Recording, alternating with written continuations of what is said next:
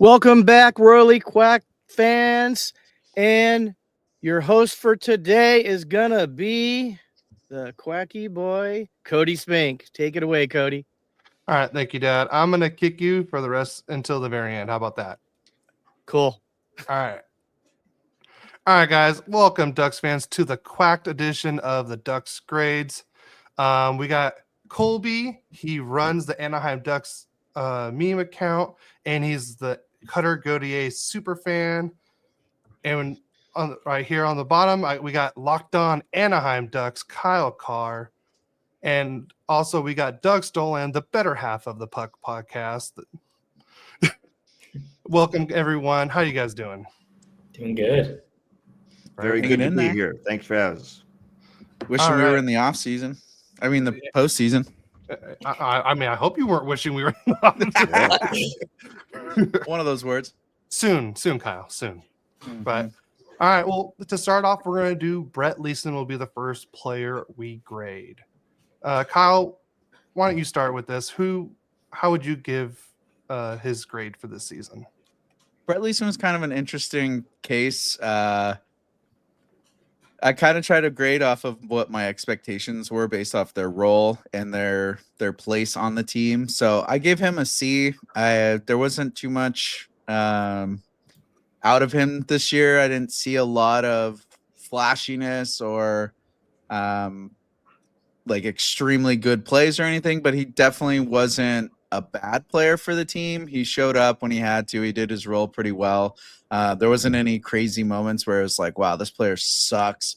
So I just, right down the middle, give him a C. Mm-hmm. Yep. All right. You, Doug? Well, I kind of graded based on their role compared to the entire league. So not within the team, but like if you had this player compared to the other players at his position and depth chart, how did he do? And I thought he was pretty good for his role as a depth forward. All you could really ask for as a bottom six is a lot of effort, a little bit of offensive bite here and there, and some little bit of physicality. And I thought he brought that as often as he could. He's not an ultra skilled player, but there was, you watch the Ducks, some nights you're wondering where the legs are. He seemed to always have energy. So I gave him a B. I thought he was pretty good for his role. And if everybody played like Brett Leeson and brought that energy every night, the Ducks would have probably had a better season. Yeah. And you, Colby? Along with Kyle, I gave him a C just because last season, or the season before this one, he put up 11 goals. This season, he put up 5. He's still solid in our bottom 6, but I would have liked to see a little bit more, but it is what it is. No, I agree. I gave him a C as well. He started the season off really well. And I was very impressed because he just had that energy, and then all of a sudden it seemed like he just kind of disappeared towards the middle to the end. But Kyle, you did bring this up in one of your episodes where I think Leeson would be a good player to keep on the bottom 6 because I feel like he would be a great playoff piece. Mm-hmm. For any team, or even for us.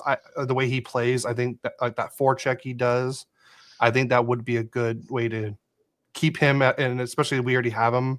He's used to our system, used to the players. I think he'd be a great playoff piece for us. So I'd give him a C as well. It's like Doug said, his energy was always really up there, and he played fairly physical. I think out of most of the bottom 6 guys, he was probably one of the tougher ones out there. And he does have the ability to angle guys off pretty well on the forecheck. So, maybe I'll give him a C+. And here's what our fans graded him. We had 3 people give him an A, 13 give him a B, 35 give him a C, and I believe that says 15 for a D. So a lot of people agreed with us with the C. So that's good to know. It's nice to know that Brett Leeson and at least 2 other members of his family took the poll. Gave him that A. My goodness. His hometown. An A from Brett Leeson with 17 points on the 4th line. Okay, then. So, all right, next up we got Someone has a Leeson jersey. All right, next up we got Sam Colangelo. Doug, why don't you start us off on this one? Tough not to like Sam and his game this past year.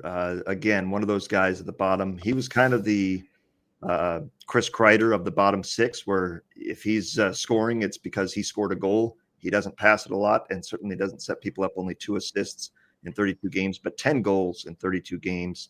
Shooting percentage is a little tweaked, but when you're shooting over 24% on the season, probably not going to be sustainable. But for this season, you got to like what you saw out of Sam, and I gave him a B. Again, a bottom six guy. I'm not, for both him and Leeson, I'm not going to be upset if they moved on from him, but I'm okay if they upgrade that position. You know what I'm saying? Like, they're not the ideal, but for what they were asked to do, they did it well. And in a short, hard to believe that if you protract that out or extract that out over an entire season, he would have been a 20 to 30 goal scorer potentially. That's bonkers, but a B grade for me for Sam. Yeah. How about you, Colby? I gave him a B plus, kind of around the same reasons. I mean, for me personally, he was a surprise package. He played 32 games for us this season, scored 10 goals. Like Doug was saying, he was about on pace for a 25 goal pace. He got the nickname Goalangelo. It's pretty sweet. I mean, for normal, casual Ducks fans, like, you can't not love a player like that. He did good. He's still young, but we'll see what he grows into and if we keep him. Yeah. I agree with both of you. I like that he is one of the players that actually went in front of the goalie. He would set screens. He would tip the pucks. We were missing that before he got there. So I also gave him a B as well. Like I said, I liked his game.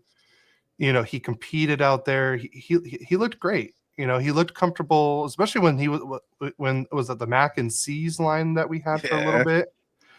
So where he was scoring almost a goal a game when we had that line, it seemed like. So yeah, I gave him a B as well. What about you, Kyle? You basically just said everything I was going to say, but I also gave him a B. I do like his nut from presence. I think that's one thing that I really harped on the Ducks this year is there was a lot of stagnant plays for a lot of the season where they were just kind of keeping it around the perimeter and not really moving their feet, but more just moving the puck around to each other, and nothing was coming. I think his first 4 goals of the season were all deflections or somehow went off of him into the net because he was in the right spot at the right time. And I think the Ducks need a little bit more of that. They need a little more of that Corey Perry wormage where they just find themselves right there in the mixer. So I give him a B. Yep. And here's what our fans graded him. We had 22 give him an A, 34 a B, and 10 a C. So pretty much what we all said. So I don't know what those 10 people were expecting to give him a C. Guy plays 32 games, has 10 goals, gives everything, all effort, and C. And he was the Goals AHL All-Star representative as well. Yeah. So let's not forget that. I think that's a guy that they could potentially, and we'll see what Coach Q does this coming season. But if he's still on the team, that's a guy you can flex up and down the lineup to put in with to exactly what Kyle was saying. If you need net front presence on a line with Zegras, that's a guy that can definitely give you that and set the screens, cause the traffic to create some lanes for Zegras to create some offense. So are you telling me he's a future Corey Perry? No. But he's someone that you could play on the 4th line and on the top line. Now he is. You're saying Corey Perry today. Yeah, today. Okay, yeah. Potentially, yeah. I mean, I think he's got. There was a player in the past that I'm kind of thinking of, maybe a Mike LeClaire kind of guy that can move in there and give you some quality minutes. You don't want him there for 82 games, but for a few games, moving up to the top line or top 6, it's possible. And Sam has potential. Like I said, he's young. If everybody again gives the effort that Leeson and Colangelo gave, the Ducks are going to be in a great spot next year. Yeah. All right. Next up, we got Frank the Tank Vetrano. Colby, why don't you start us off on this one? So I gave Frank a B plus. I thought it was a classic Frank season. He scored 21 goals. He added grit to the team.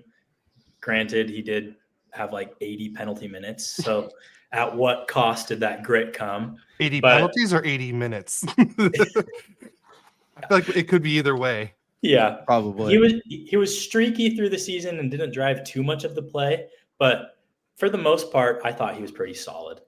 Okay. Yeah. I gave him a B, like a B minus. I felt like his season could have been a little bit better. I felt like his shooting was a little off this season. I do like the little like Brad Marchand light of him, you know, being that annoying person on the ice and just causing chaos.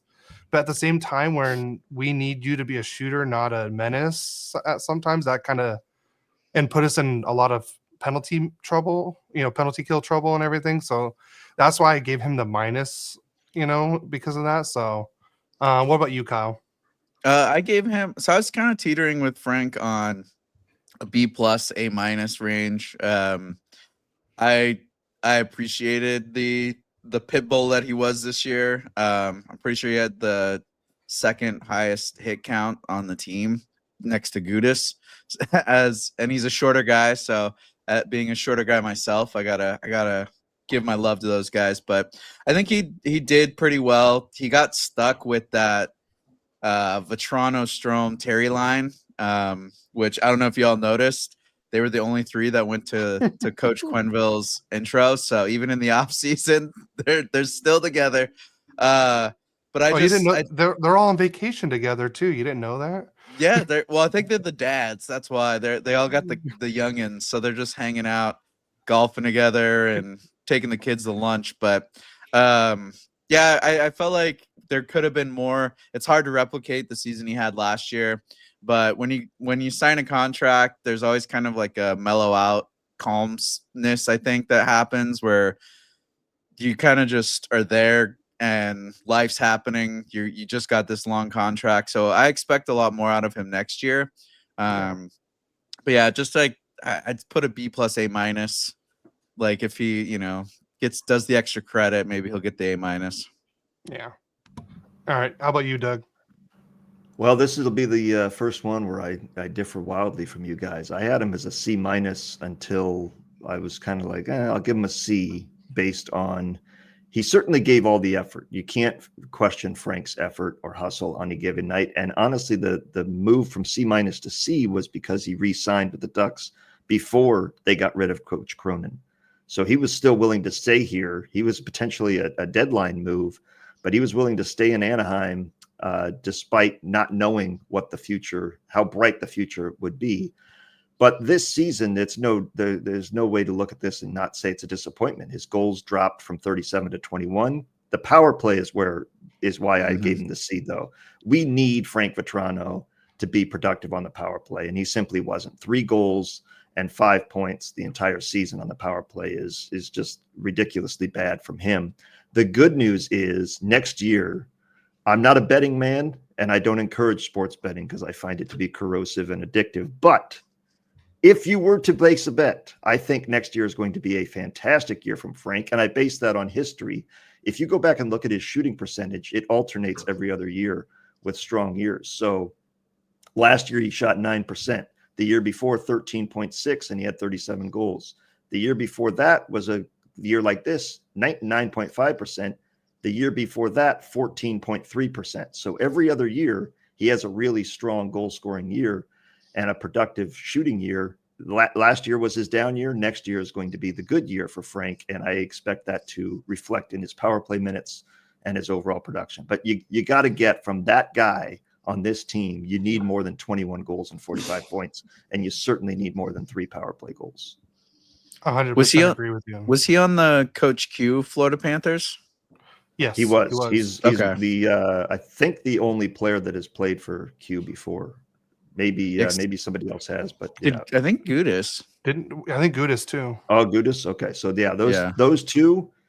But no, Frank is. It's hard not to like him because of the effort he gives every night, and he's kind of that Swiss Army knife that can, like Kyle said, he's a physical player and he can score goals. He can do it all in one shift, but we're counting on him to be a 30-goal, 60-point guy every year, and he fell way short of that this past season. That's a great point, Doug. I actually agree with you on that. All right. Here's what our fans said about Frank Vetrano. 10 people gave him an A, 35 a B, 18 C, and 3 people gave him a D. Ooh, tough graders right there. Yeah. It's probably Coach Cronin. No, he liked him because he kept him on the line with Terry the whole year. So, all right. Next up, we got Brock McGinn. Just because I'm looking at the notes, Kyle, I want you to go first because I'm kind of curious on your grade on this. Well, like, you remember in college when you had a class that you just knew you were not going to really give a you know what about, and you could request to make it a pass, no pass? Yeah. That's what I think with just because of his kind of shortened season with the injury, I'm giving him a passing grade. And, he didn't, he didn't fail, but I feel like there wasn't really much to grade him on with the sample size that we got out of him. No, I agree. I gave him a B just because I liked his energy that he brought on the ice. Like, I felt like every time he was in he was always on the forecheck. He was making great defensive plays. Like, we're not paying him to score goals. We're not paying him to be on the power play or anything. He's there on the fourth line to bring energy, to forecheck, and just to make sure that that we're not losing during that time of the game. And I felt like he brought that. I mean, some of his line mates, we'll talk one of them about next, who I do not really. I hope he's off the team next year, but I liked McGinn's game, and if they brought him back on like a cheap deal and stay on the fourth line, I wouldn't hate it. So, how about you, Doug? Brock McGinn is a guy that I really hoped would be a factor this past season coming into the year, because I know what he can bring when he's healthy, but the guy just cannot stay healthy, unfortunately. In 3 years with the Ducks, he played a total of 65 games. So, I mean, we're not even getting one full season out of a guy in 3 years. So when he was out there, he did his role well. But I have no patience. The old saying is your best ability is your availability. This guy can't answer the bell to play enough games. And so you can't optimistically think, well, now that he's going into his 30s, I'm sure he'll have better health. I think you got to cut bait with him. But I gave him a C just because he was fine while he was there, but you got to be available more than 20, 25 games a year. Yep. All right. How about you, Colby? I gave him a C+, which may be a little generous, but if I remember correctly, towards the beginning of the season when he was actually healthy, because he got injured in December, so he didn't play. He only played 26 games, which sucks. But if I'm remembering correctly, that bottom line he was on was the one that was producing for us a lot in the beginning of the season, which got me hyped. And I'm like, wow, this is going to be our year for Brock. Like, this is it. It was not. But like Kyle was saying, I'm kind of just letting it pass because he didn't play a whole lot. Do I necessarily want him to come back? No. Would I be sad if he did? Also, no. So I'm 50-50 with Brock and everything about him. Yeah. It kind of reminds me of Andre Kasha. Oh, yeah. Like, Kasha where had he'd have his, he was more offensive upsided. McGinn but he was more injury prone so much. Like, you'd be like, oh, finally Kasha's showing up, and then you're like, oh well, he looked the wrong way. Now he's hurt. Oh. Yeah. And I think this is the year. And Kyle, you're talking about this a lot on Locked On Anaheim Ducks. So, but this is the off season where the Ducks can't, to Colby's point, they can't just keep bringing the same guys back and hope it's better. We have to upgrade players. And we're not saying anything's bad about Brock McGinn. We're not upset at him. But if you're not available to play and you're not going to be a constant productor for the team, we need to upgrade that position. And that's a guy, him and Colangelo and Leeson. I'm willing to give Colangelo a spot, not guaranteed, but in camp, because he's so young and has so much potential. But guys like Leeson and McGinn, that's exactly the spots we need to upgrade. And I know Cody said the next guy he wants to get rid of. On my list, next guy is Troy Terry. That's shocking that we would. No, Oh. I'm kidding. I'm kidding. Oh God. But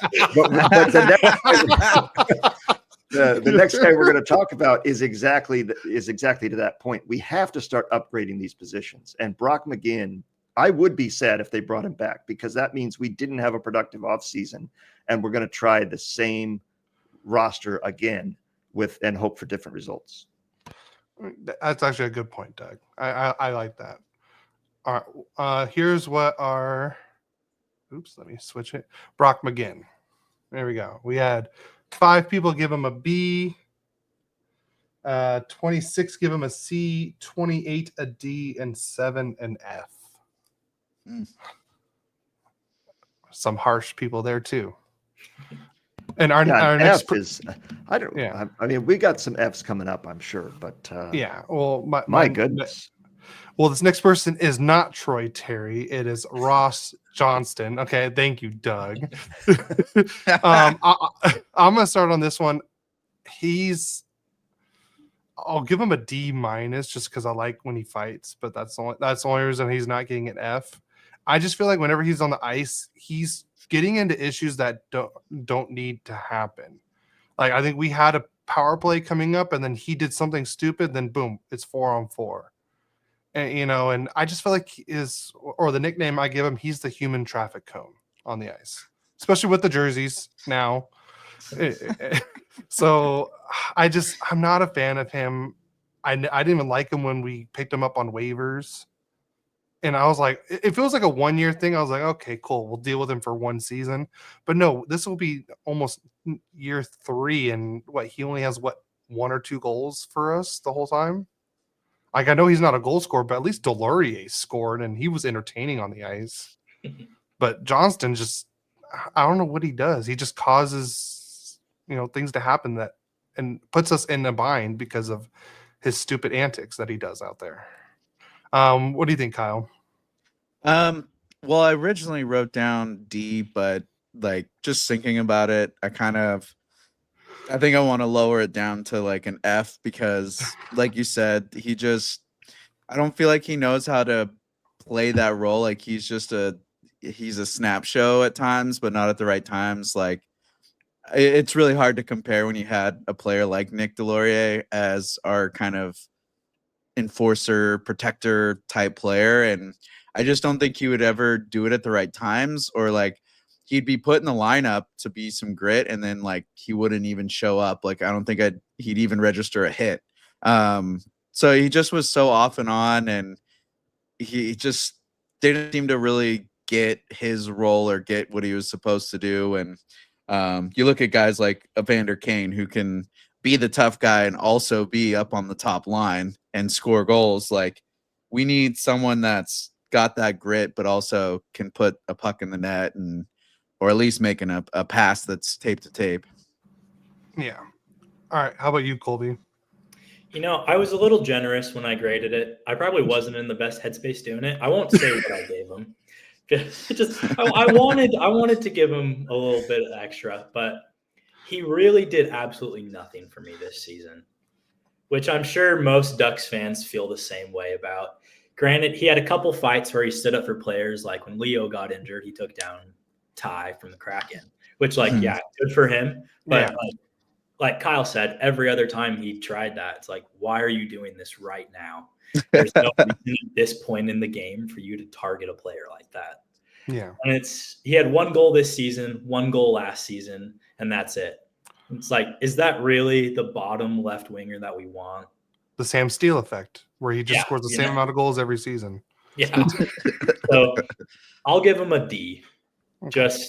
That's still me being generous, because I could flat out give him an F and say, never want to see you again. Granted, it's okay. Say it. I still never want to see him again. But he just opens your door. What? Yeah. I hope he doesn't see this, because if I ever see him in public, I'll be running for my life. Yeah. How about you, Doug? Well, I got a D on him because, there's nothing to like about his game. The guy, when he was on the ice, it was rare that good things happened for the Ducks. He played over the 2 seasons. I guesstimated based on his average ice time and number of games played that he played around 900 minutes for the Ducks. And with his penalties, he had 378 penalty minutes. Oh my So gosh. when almost 40% of your total ice time is represented by penalty minutes, come on, man, you're killing us. And he was brought in specifically because he was a Greg Cronin guy, and they worked together with the Islanders when Greg was an assistant coach. So he was brought in to be the coach on the bench and in the locker room and on the ice. And I think that was an example of it. Cronin did not have a lot of success in Anaheim, and the guy he brought in to be his representation on the bench and on the ice did not have a lot of success. So I will be upset if Johnston is still on this team next year. He does not serve a role anymore. That era of hockey is long gone, and I'd be surprised if he's even in the NHL. I can't imagine any team saw him and thought that's a guy we need to add. He's certainly not a guy that should be playing more than half the games. So it's a D for me because you can't blame his effort. He at least went out there and gave everything he had, but there's no skill there. And there's just nothing, best case scenario is he leaves the ice, the score's the same as it was. That's not a player you want to keep around. Yeah. Would you be upset if he was down at the goals, or would you want him off Yes. Anaheim's? I don't ever want to see him again. Good for you. Enjoy your good luck in life. I don't wish you any poor luck or fortune, but I never want to see him play for the Ducks or Goals again, because if he's in San Diego, the potential is that he could get called up, and I don't want that to even be an option. Well, he does have a year left on his contract, but I hear buyout coming. I'm hoping. I mean, I think I think Tulsa needs the ECHL is calling. Yeah. Send him down as a player coach. He'll Yeah, fit in perfectly in the E ECHL. 100%, 100%, and he'd play top 6 minutes. Really show out. If that. He'll probably be there to lead scorer. Yeah. And here's what our fans said about Ross Johnston. 2 people gave him an A. Oh That must have been his parents. Literally. 9 people gave him a B, 12 a C, 28 a D, and 15 an F. At least I know Ross Johnston's parents listen to our podcast. That's Hey, nice there to you go. know. I mean, Or his brother and that's sister, shocking. That's Yeah, people that just love fights. Yeah. That love the goons, the old, they'd give Jarrett Burnett an A, but I mean, Yeah. So Wow. our next person is now Troy Terry. Doug, why don't you start us off on this one? Yeah, since you don't want him here. yeah, I mean, Troy's a guy that again he ended up leading the Ducks in scoring this year with 55 points. So you got to give him that. But I gave him a B+ overall. There's more in his game. Obviously, this is a guy that can potentially score 30+ goals. He did it a few years ago. That was an extreme case of production. His shooting percentage was out of sight that year. But so I think he's consistently going to be a 20 to 25 goal scorer, and that's where he fell this year. But again, he's not a young player anymore. We still consider him one of those young guys, but he's firmly a veteran entering the late years of his prime. And for that kind of role on this team, you need to be more productive, certainly on the power play. We did not see much from him, enough, I should say, on the power play. So I'd like to see more from him in special teams. But he's still one of the better players, one of the better forwards, and a B+ for me for Troy. Yeah. How about you, Colby? I gave him an A. I'm a big fan of Troy. I always have been. He led the team with points, like Doug was saying. He wasn't flashy every night, but he quietly delivered that offense with his top line minutes.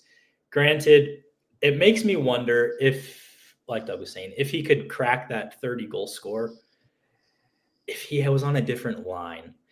I feel like the Terry, Vetrano, Strom line needs to be broken up just because I feel like it's holding back Troy from his full potential. And I feel like he can be so much more, but you've got guys like Strom that are just weighing him down.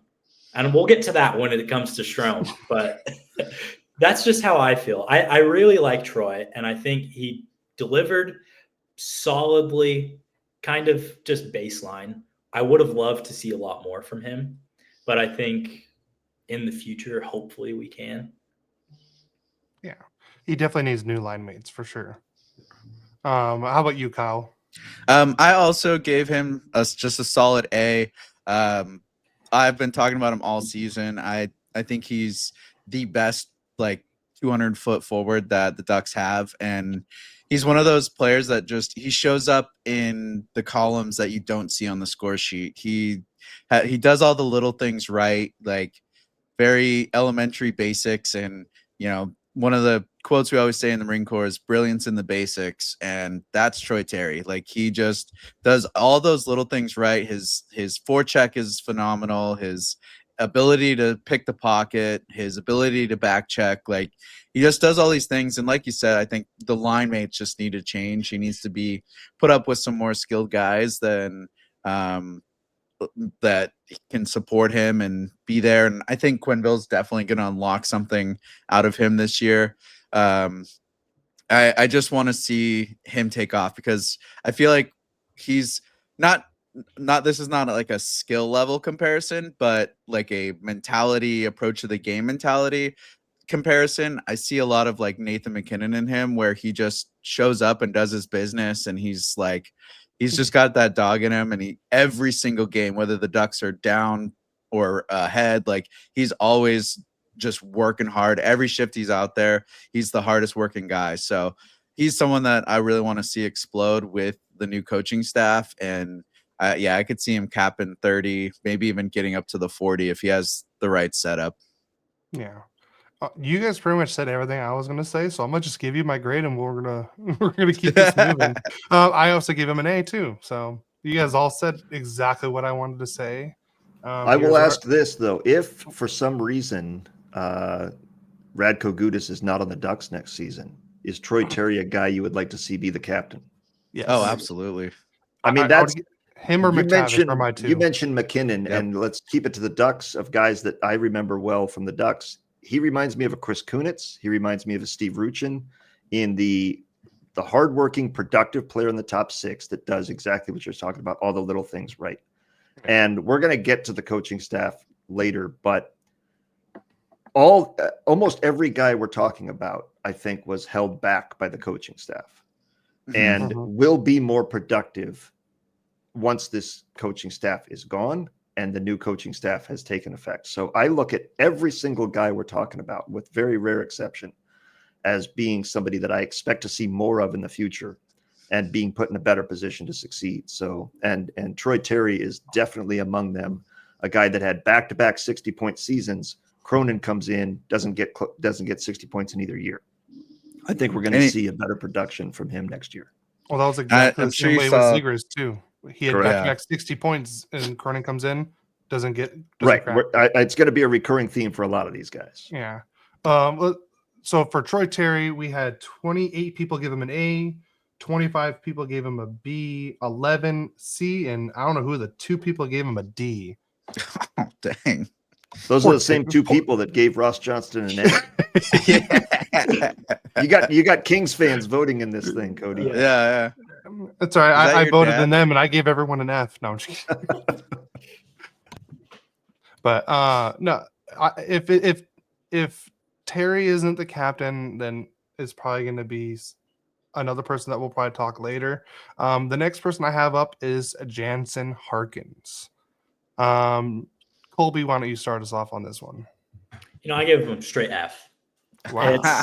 That may be mean, but me personally, he played over 60 games. He only had 6 points, and he had the worst plus minus on our team, which I know a lot of people say plus minus is like the worst stat to grade a player on. But for one of our centers, he played the majority of the season with us, and he was that bad. He didn't really do good in his role. Me personally, I wasn't attached to him. I'd be fine if he was gone. Wow. Tell me how you really feel. I know it's a harsh one, but yeah. All right, Cody, let's bring in Jansen and he can respond. Yeah. I know he's been Jansen's waiting in the actually waiting wings. behind. Yeah, open that door behind him, Jansen. And door behind number 2 is Ducks Doug. bottom 6 are gonna have words with Colby later. I know, For real. seriously. Maybe we should just mute, just get rid of your video so they don't know what you look like now. All right, Doug, how would you grade Harkins? I gave him a C-. I am not as, I guess, kind of because I didn't expect much from him. So it's hard to be disappointed when you don't expect much. And if anything, he was at least one of the very few players on the Ducks that won more than half his faceoffs. So if he did take a faceoff, at least we had a chance to win it for once. So there was that. But yeah, he's a guy that is absolutely replaceable in that bottom 6. And if he's back again, it means we had a very bad offseason. The entire bottom 6, with I think one exception. I think Kyle and I will disagree on that one coming up. But I think the entire bottom 6, with one guy exception, needs to be changed next season. Yeah. All right, Kyle, how about you? I also gave him a C-.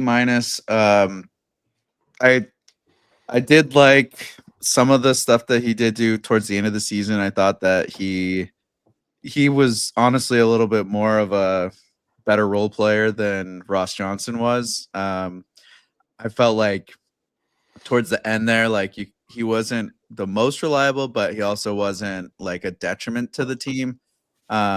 So yeah, just kind of not really much to say about him, but he did have some decent play being down there in the bottom 6. And it was basically him and Johnston that would rotate out.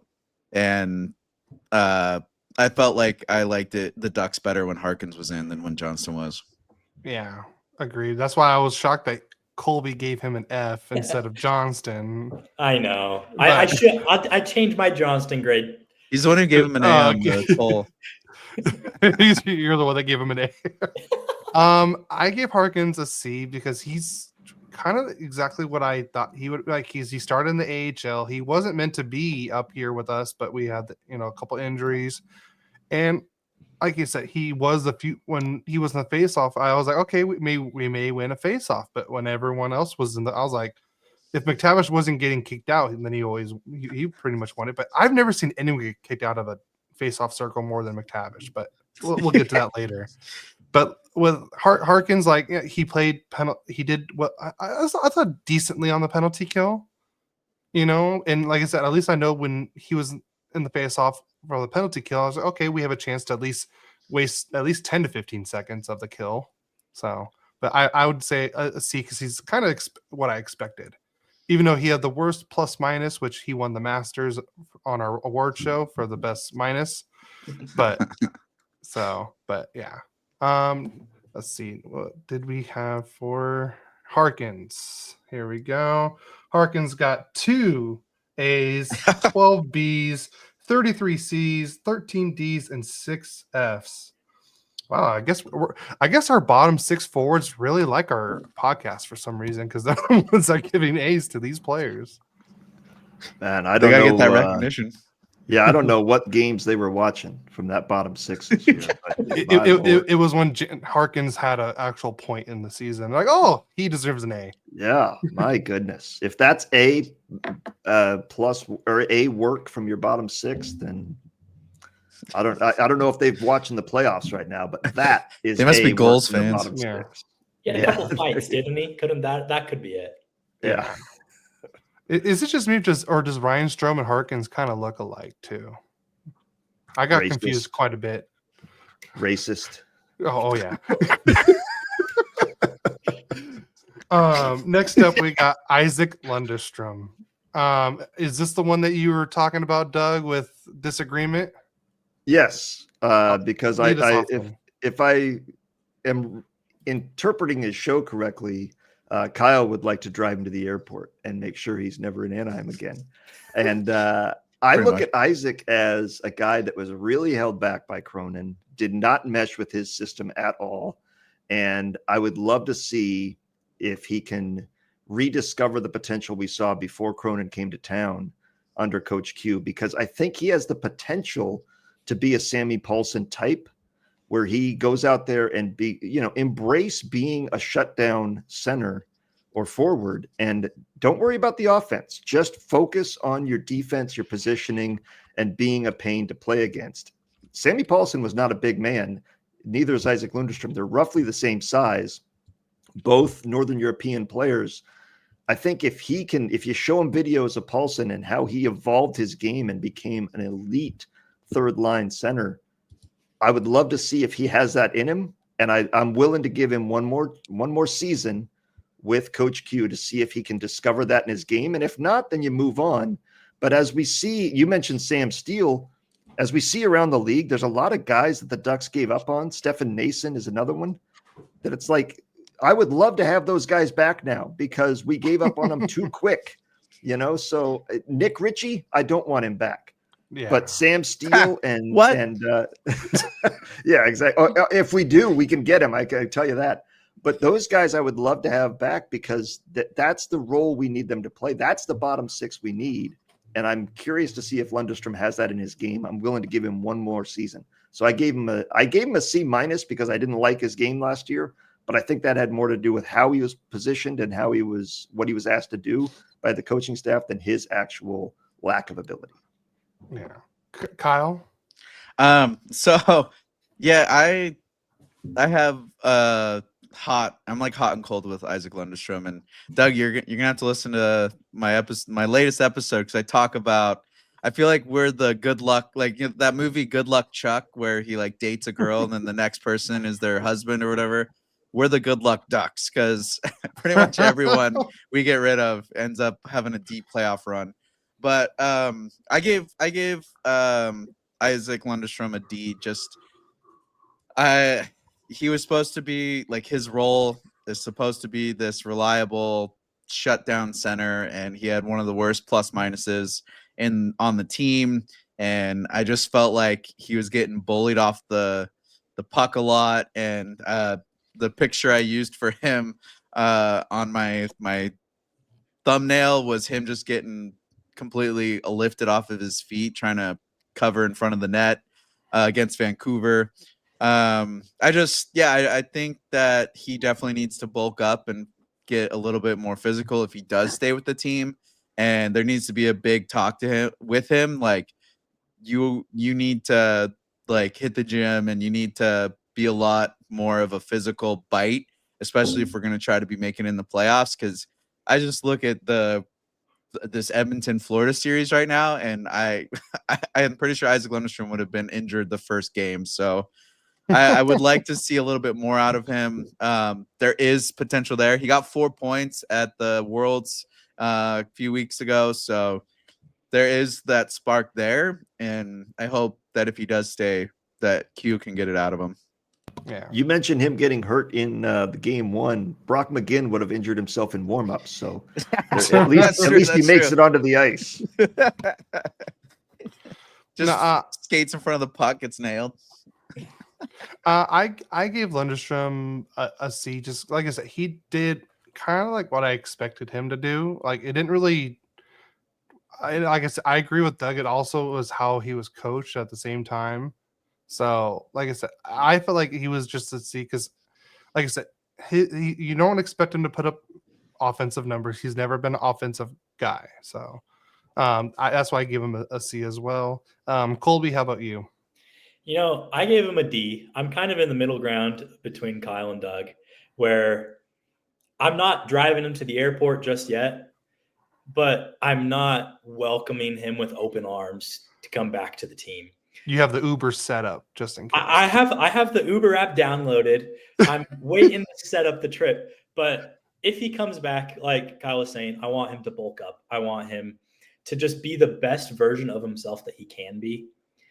But he's also one that I'm like, let's ship off and let's get someone else that can fill that spot and just be a little better for us to have that final step in the playoff push. Ideally, he's the healthy scratch next season. You know what I mean? Like a guy that can rotate in and out of the lineup, can play all three forward positions if you need him to step in, and can give you can play an entire season in the bottom six if you need him to. But rather than the guys we did have coming in and out of the lineup, like Harkins and Johnston. I would love to have it be a Lundestrom because that means the bottom six are that much healthier. Yeah, Agreed.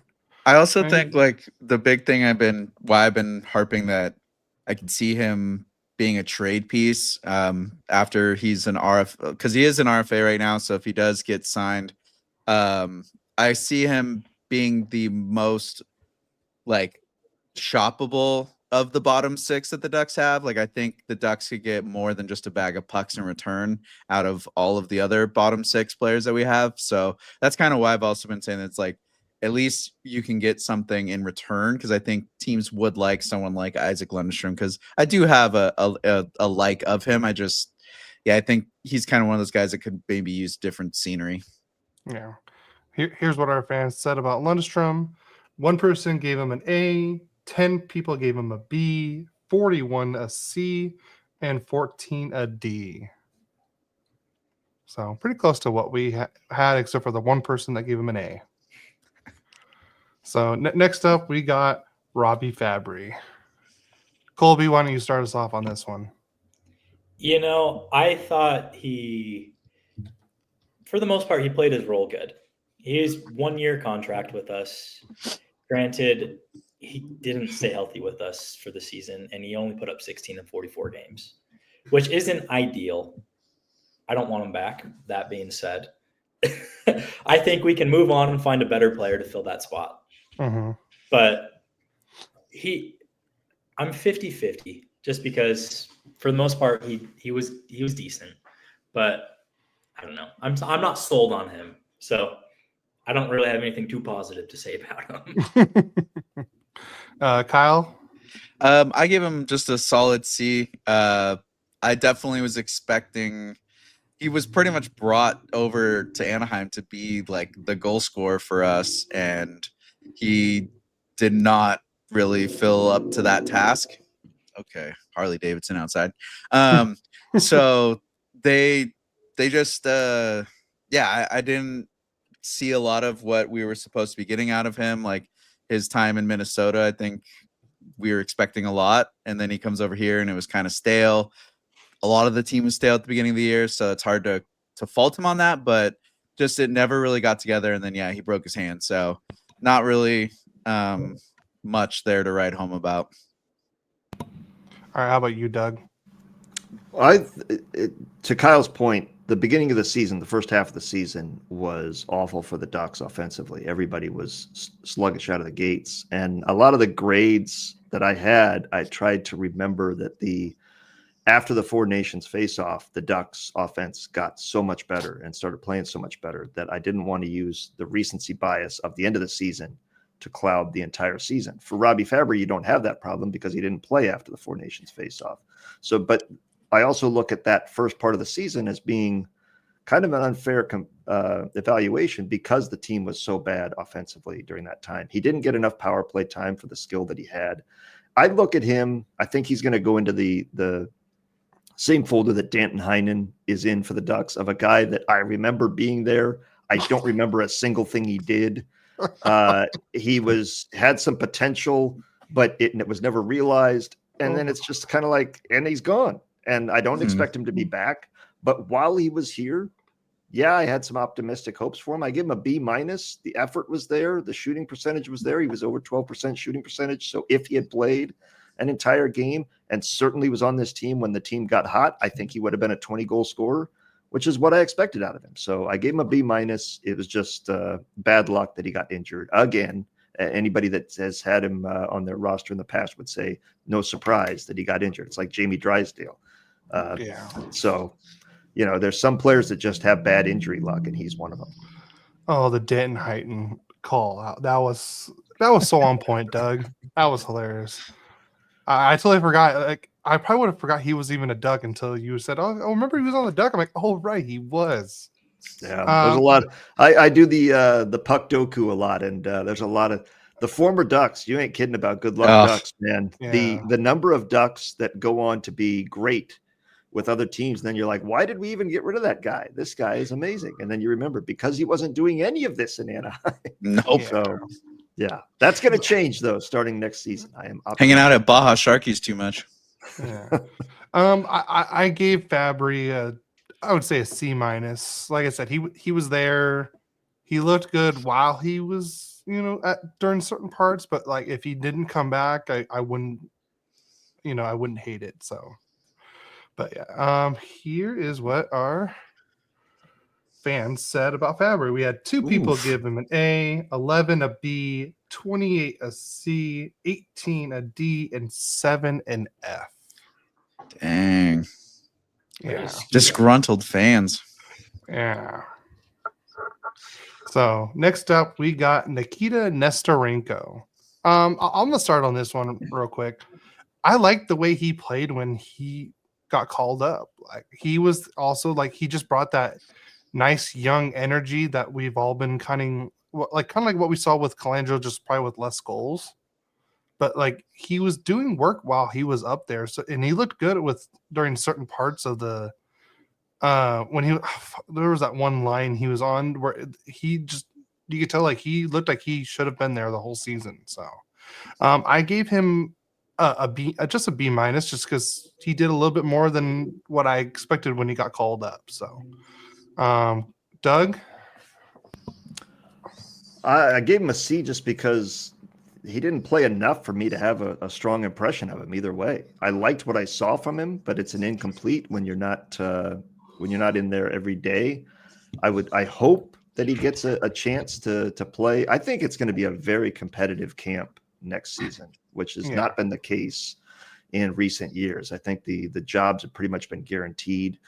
But if Pat Verbeek does his job this summer, the camp should be very competitive for roster spots. And Nikita's a guy that I hope gets a legitimate shot to win a job out of camp, because if he can show consistency at what he did while he was in the lineup, this is a guy that could potentially be a great addition to the bottom 6 with speed, some offensive bite. And as long as you're defensively responsible, I see no reason not to keep that guy in the lineup. Unlike a lot of the bottom 6, he stayed out of the penalty box. So at least he's not putting us shorthanded. And with his speed and scoring touch, I could see him being a guy that almost an Andrew Ebbett. I'll keep bringing back the former Ducks. He was a guy that I said had NHL legs and AHL hands, and Nesterenko showed he's got to have that. He's got to keep that scoring touch going, because if he can do that, he's going to always have a role in the NHL. Yeah. Colby? I gave him a C. I'm just in the middle ground with him. He didn't play a whole lot of games for us. I do hope he gets another chance to really prove, because I think he has a lot of potential and he can really be someone for our bottom 6. I mean, it's a plus for me. He scored 6 goals. 4 of them have been on Jordan Binnington. Yeah. I forgot about that. So that's a win for me. Oh, all right. Kyle? Well, as someone that was living out in Boston during the 2019 Stanley Cup run, I absolutely hate Jordan Binnington. So yes, Nikita Nesterenko, I give him a B, just off of that. Just for that. I honestly have one of those players I could probably give a no pass type grade and give him a pass, but I give him a B just because I did like what he did bring when he came up from San Diego. And he's one of the guys that I have a lot of hope and faith in amongst the Ducks because of his size and the speed he can bring when he has it. I think if they can get him to play an extremely physical game while also keeping that skill game together, he could be an absolute package. He's got the length, he's got the passing ability, his speed. So I would like to see a lot. I think that's kind of what led me to giving him the B, is just more the future potential I do see out of him next season. And yeah, if there's anywhere to be this coming August, September timeframe, it's going to be hanging out at Great Park Ice, because it's going to be wild at training camp. Yeah. All right. Here's what our fans said about Nesterenko. 2 people gave him an A, 18 a B, 34 people gave him a C, 10 D, and 2 Fs. Dang. Someone's upset over there. No kidding. Giving all these Fs out here. So next up, we got Ryan Strom. I'm gonna start this one off because I have three separate grades for him. I have the player, and then just him as as part of the team, and then him as a salesman at the NHL shop. As a player, I'm gonna give him a C, because I don't know. I wish that we could see more of the Ryan Strom before he became in, like the Rangers Ryan Strom that we saw before. I feel like if we saw that, it'd be a lot better. But as a person, he's an A because I feel like he's someone that you would love to hang out with and be around, and it feels like he always has a good time and everything. And as the NHL shop person, I'm giving him an F because he was horrible at selling those jerseys in New York. But it was the funniest video, though. And especially at the end where he put his jersey in front of his brother's jersey. And obviously we know who's the better Strom right now. Yeah. So those are my 3 grades. I thought I had a little fun to it. Kyle, what would you give Stromer? Well, I mean, if you played with Alex Ovechkin, you'd probably be the better Strom too. But I'm gonna give him a. Where is it? I got a whole list here. Oh, B. I gave him a B. I could probably give him a C, but I do like him as a player overall. And again, that the Frank Vetrano, Terry Strom line just never broke apart, never got a chance to do anything with anyone else. He was probably one of he did a good job as being that kind of top line, second line center, whichever, on paper they'd be the top line, but I felt like once Leo and Cutter got together, they were the top line. But would like to see a little bit more out of him. Definitely a locker room guy, brings the energy. He sets the tone for a lot of the guys. So that veteran presence that he was brought over for, definitely he did that well. He did his job for that. But I could see him being a piece that could be bringing some assets back if the Anaheim Ducks want to sell him out. Agreed. All right, Colby. I gave him a B-, and that's kind of me being generous because it could also just go down to a C grade. But like everyone has been saying, he's the locker room guy. He's the glue guy, which is why I'm giving him that B- because he's the veteran figure who's also he's a super nice guy if you ever meet him outside of the rink, which, it's like, I'm sure that's how he is in the rink as well. He had 41 points on the season, but 31 of them were assists, which, I can't fault assists. It still led to a goal. So that's good. But I mean, it just all ties back into that Vetrano Terry line that I'm like, I wish we would have broken that up at one point in the season, because half of the time that line just made me want to turn off the game. It really hurt to watch a lot of the time.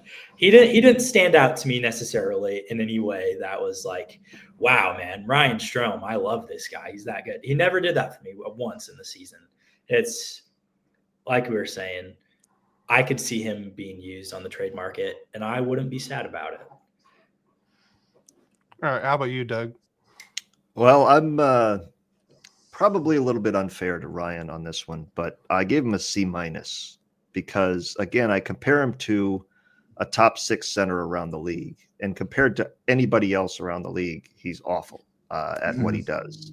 He's not productive enough offensively. He's an absolute.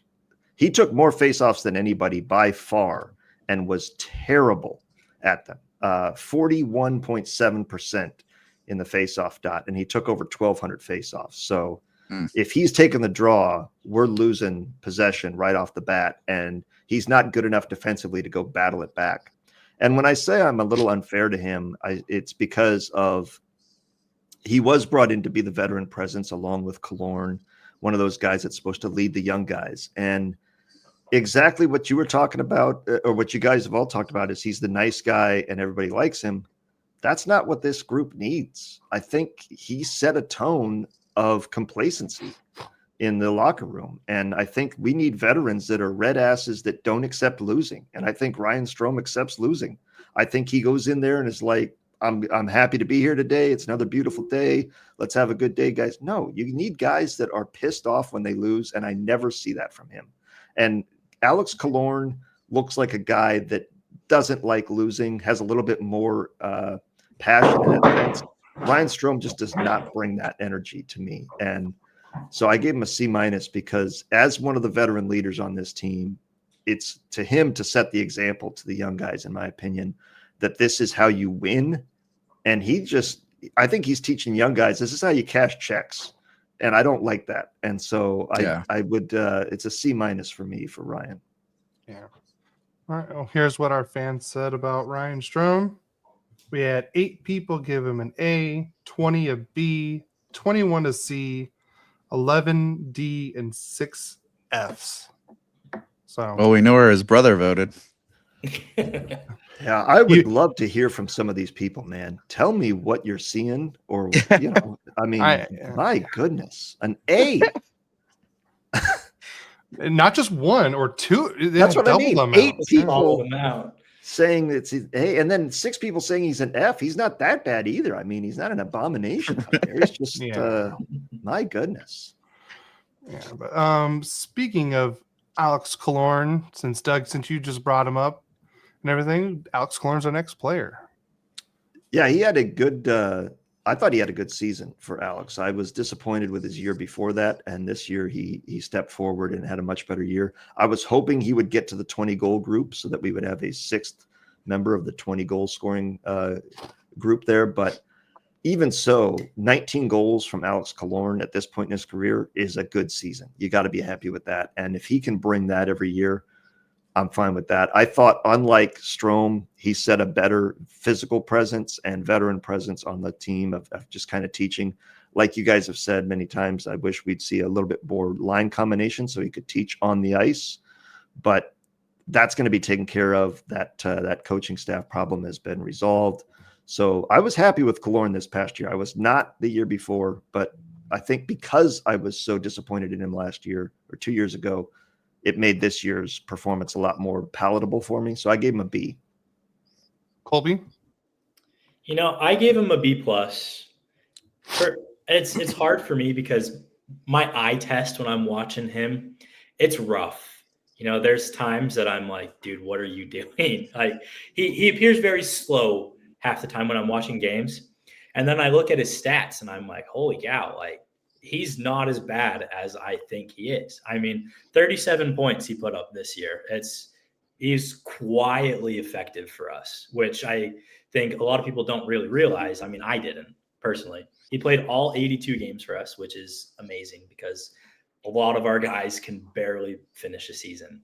And he even had our highest plus minus on the team, which is solid. He gave him that much needed veteran consistency, which I can't fault him for anything. He was really solid for us. Yeah, and I gave him a B as well. He was great defensively for a forward this year's season for us. And Colby, I think he just looks slower next to Carlsson and Cutter. So that's probably why you're saying that.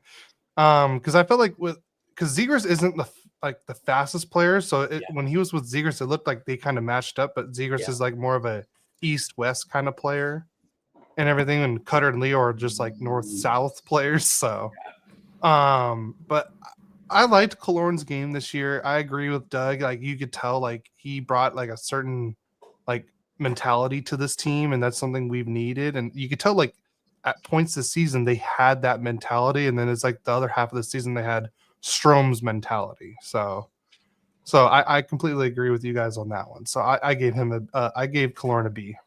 I think he's one of those guys that he has such an effortless skating stride that it doesn't look like he's putting in all the effort. There was a guy, I don't know if you guys remember Garrett Anderson, left fielder for the Angels. He ran so effortlessly that it didn't look like he was trying hard. But when you looked at the ground he covered, you realized he was putting in good effort. And Killorn is that guy. He doesn't have to lean forward and really have the leg drive to get up to speed. So it doesn't look like, because I had the same feeling. It's like, let's go, man. Let's get your ass up the ice. And but I think it's just an effortless stride with him. And ideally, if he is a third line guy, that's perfect. Because that means the Ducks' top 6 is solid, and that's where he fits in. And if he can be that, if Verbeek does his work and he slides down into the bottom 6, the Ducks are going to be in a good spot because he's a perfect bottom 6 forward. He's being asked to do too much in the top 6 at this point in his career. Yeah. Garrett Anderson is such a great example. I loved watching GA when I'm an Angels fan, sadly. So I completely agree with that. It's even Garrett Anderson's swing was so effortlessly as well. So yeah, that's a great example, Doug. Kyle, how about you for Killorn? Well, kind of like Colby said, when watching him, and especially towards the end of this year, there was a couple massive breakdowns that occurred because of Killer. And I was kind of going in thinking I was going to have to like rip him apart on the grades. But then you look at the numbers and you're like, well, he actually did really well. So I gave him a B+. Unfortunately, my fear with him is that a lot of teams are going to want someone like Alex Killorn on their team, especially teams that want success right now, because of the role that he fills and just how effortless he can get points. And like you said, he could fit in that bottom 6 role really well, or even a middle 6 for a team that's trying to compete.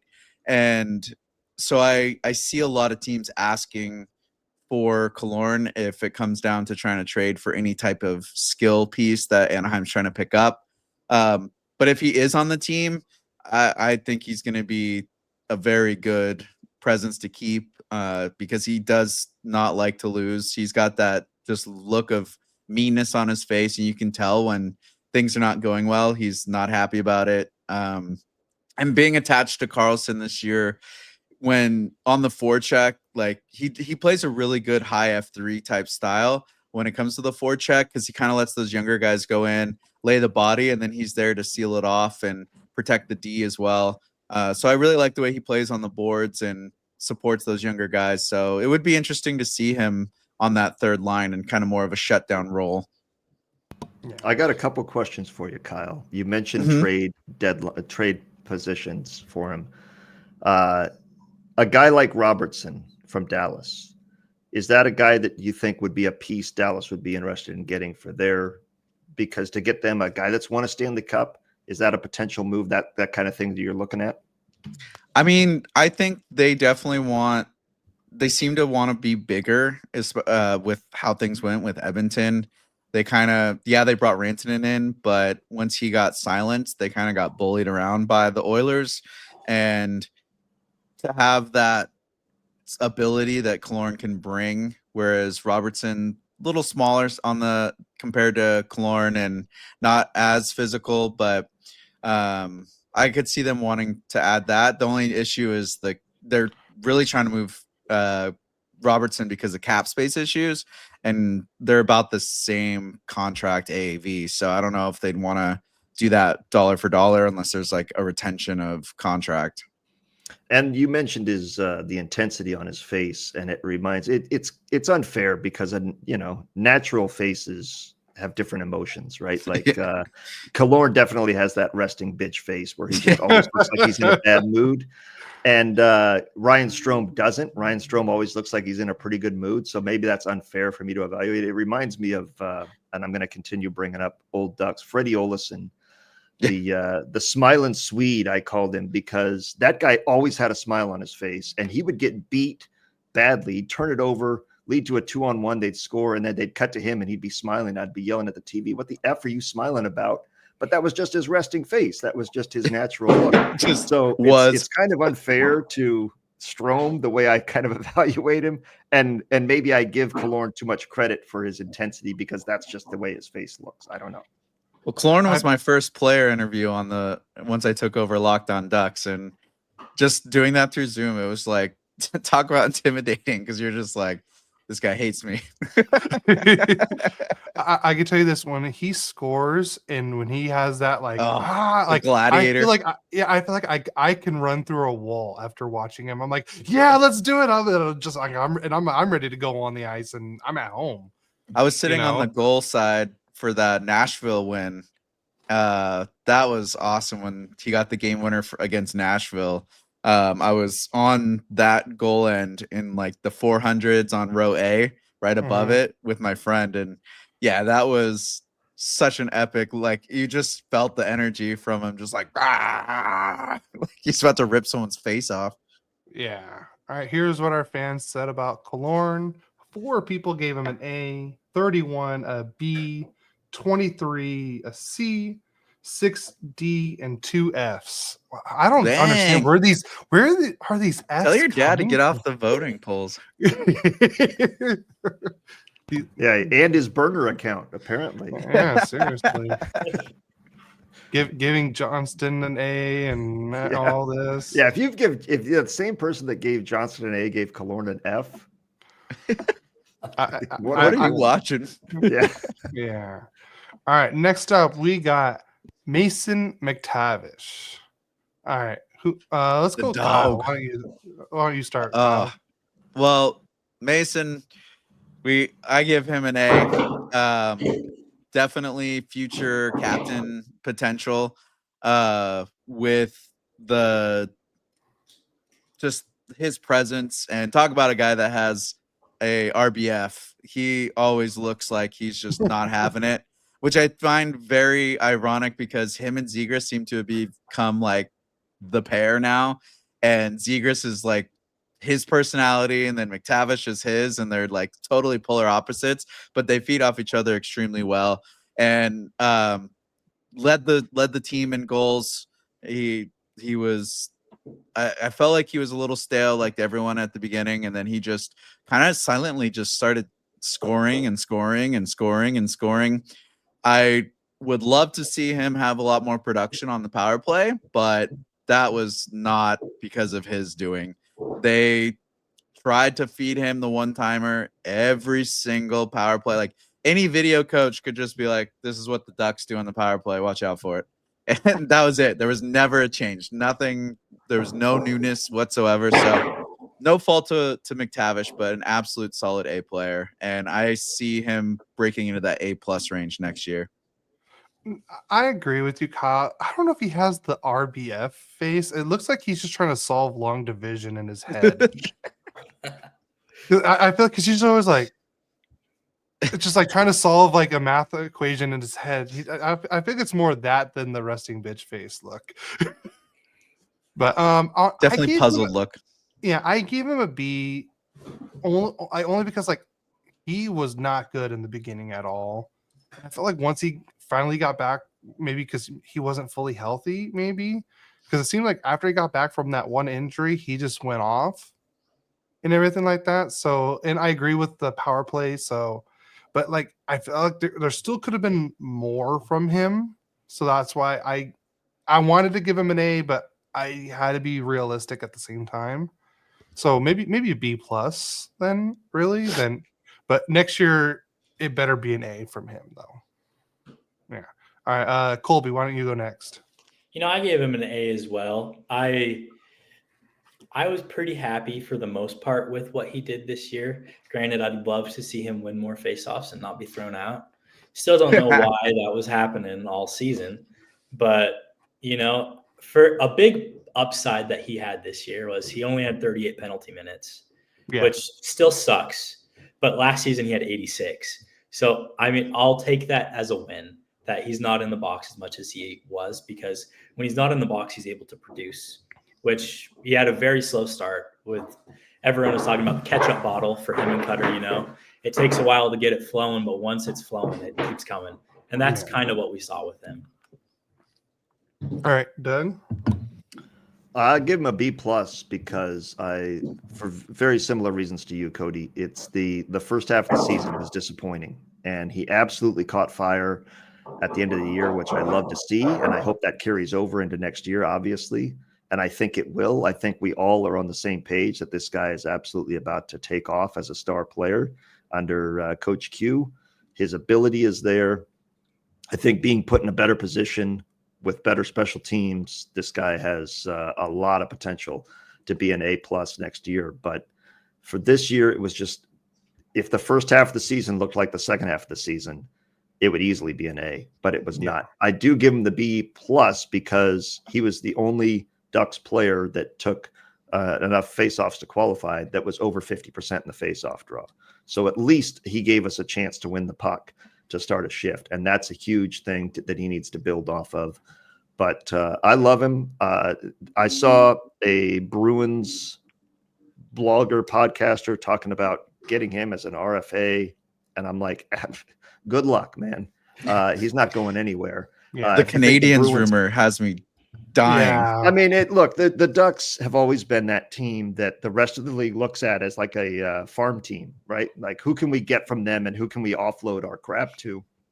And the Ducks don't help themselves when they take on guys like Trouba and with no many retained, so everybody's like, well, those guys are idiots. We can offload our contract to them.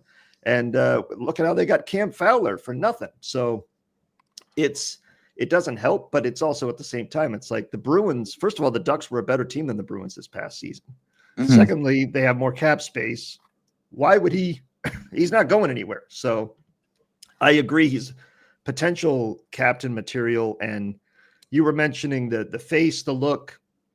Mason always looks to me like the kind of guy, he's the mechanic you would encounter if you broke down in the middle of nowhere. He's the guy that would come out in overalls and just have that face where you're not sure if you're about to get killed or have him fix your car.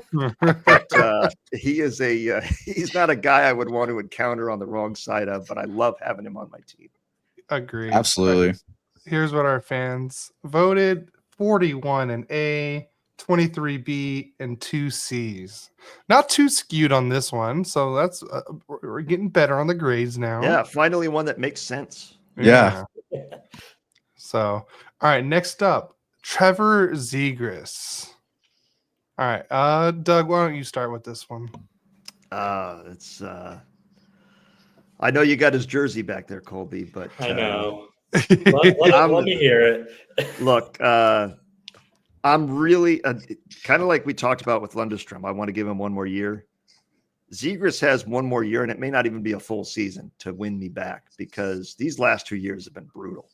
He has just not been productive, but I'm going to blame Cronin. Cronin, I think, was the absolute wrong coach for this guy, trying to make him into a 200-foot player. Not everybody has to be that player. I think you can give Trevor Zegras the Teemu Selanne rules of you don't have to play defense, but you better be productive on offense. Mm-hmm. And if you're gonna get away with cheating in the defensive zone and flying the zone early, you better be putting up the points.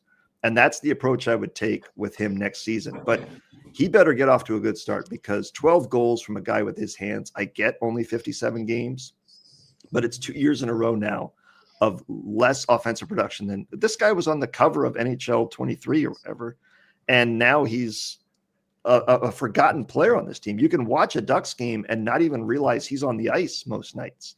Whereas he was must-see TV a few years ago when he's doing the Michigan and creating incredible goals. So I need to see the Zegras we saw under Dallas Eakins return this season. And if I don't see it by December, help him pack. Let's get him to the airport. Let's get him anywhere else. And I put a comment on Kyle's Threads account there that is who I would trade for Jason Robertson.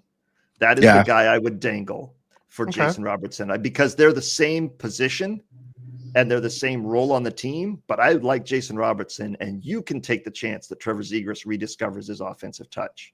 But I gave him a C-. I did not like his game this year at all. I do blame a lot of that on Cronin, but he's got to own it as well. He's got to put up we need to see more from Zegras when he's on the ice. He has to be a threat to be creative offensively. Yeah, I agree with you. It was definitely the coaching that really ruined Zegras' last couple of seasons because Eakins just let him like, go do your thing on offense. Don't worry about defense. And look, he put up back-to-back 60-point seasons, and he was, like I said, the cover athlete for NHL 23. And then Cronin comes in, and he's like, no, we're playing. He felt like the coach from the Mighty Ducks D3. No, he's like, no, we're playing defense, kind of thing. And just it wasn't for his game and everything like that. So I gave Zegras a B just because, like, when he was injured, like, you could tell the offense wasn't there, But when he came back, you could tell like the offense really changed. Like he was finding players, he finds like players that I could see everything, and even I didn't see that guy open, on the view on the TV and everything. So that's why I would give him a B, just because I like the way he plays when he does have the puck. Yes, he makes stupid turnovers, but who doesn't? But he's also, the turnovers that he does cause, he's also making up for extra plays that he does on offense as well. So, Kyle, why don't you go next? So with Zegras, I gave him a B. I think that with his injury woes, it was kind of hard to fault him all the way this season, and with the coaching issue and everything. I mean, Doug, don't let Jake Rudolph or Felix Sicard hear you say that Zegras wasn't doing anything on the ice, because that's all those guys care about. They're the analytics guys, and they're always like, "Look at Z's makes everything better." But yeah, I think we'll talk about that in a second. Yeah, go ahead.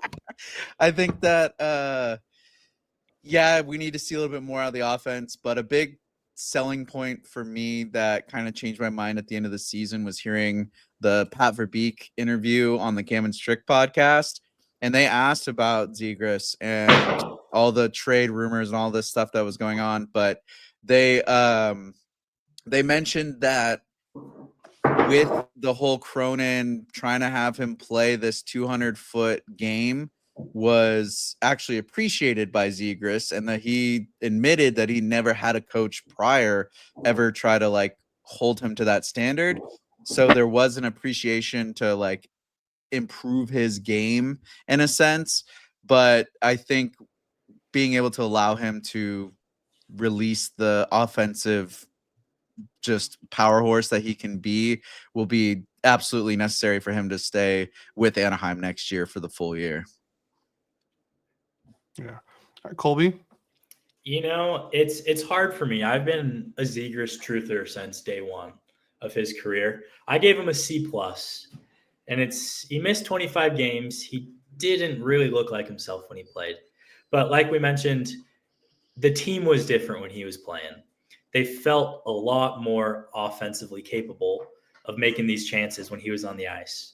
But it's hard. I feel like he's turning into my what could have been player, because like we were mentioned, under Dallas, he was a completely different player. He was back-to-back 60-point seasons. Granted, his defense was atrocious, if it was even there most nights. So it's nice that he's trying to become this two-way player, but at what cost? It's kind of, what if this never happened? What if Cronin never did this with him? Could he still be doing this and producing like he used to be? But I don't know. It's really tough for me. I want him to be able to go and score those goals, put up another 60-point season. But I'm also at the point where I'm like, dude, if Anaheim isn't working out for you, let's get you off somewhere where you're not hurting yourself, you're not hurting your image, and you can go try out somewhere fresh and see if that's going to work out better for you.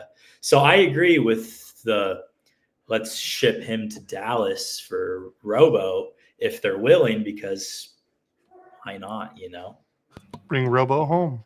Yeah. Well, it's also as we look at it, I think we all expect a big jump from the Ducks production next season, both points-wise in the standings and from all the players. So if they do achieve their potential and make the playoffs, as I mentioned to Kyle on Threads, Zegras isn't going to be productive in the playoffs. This guy isn't built for the playoffs. Yeah. You talk about Lundestrom getting knocked off the puck. I mean, he's going to absolutely get destroyed in there unless he bulks up. But if he bulks up, that takes away from what he is. So he's going to have to find his role. Like I said, I gave him 1 year, and he's in a great position this coming season because the Ducks have the talent and now the coaching to really bring out the best in him. And he's got 2 years of defensive coaching to draw on to improve his defensive game. He doesn't have to be great. He just has to be competent.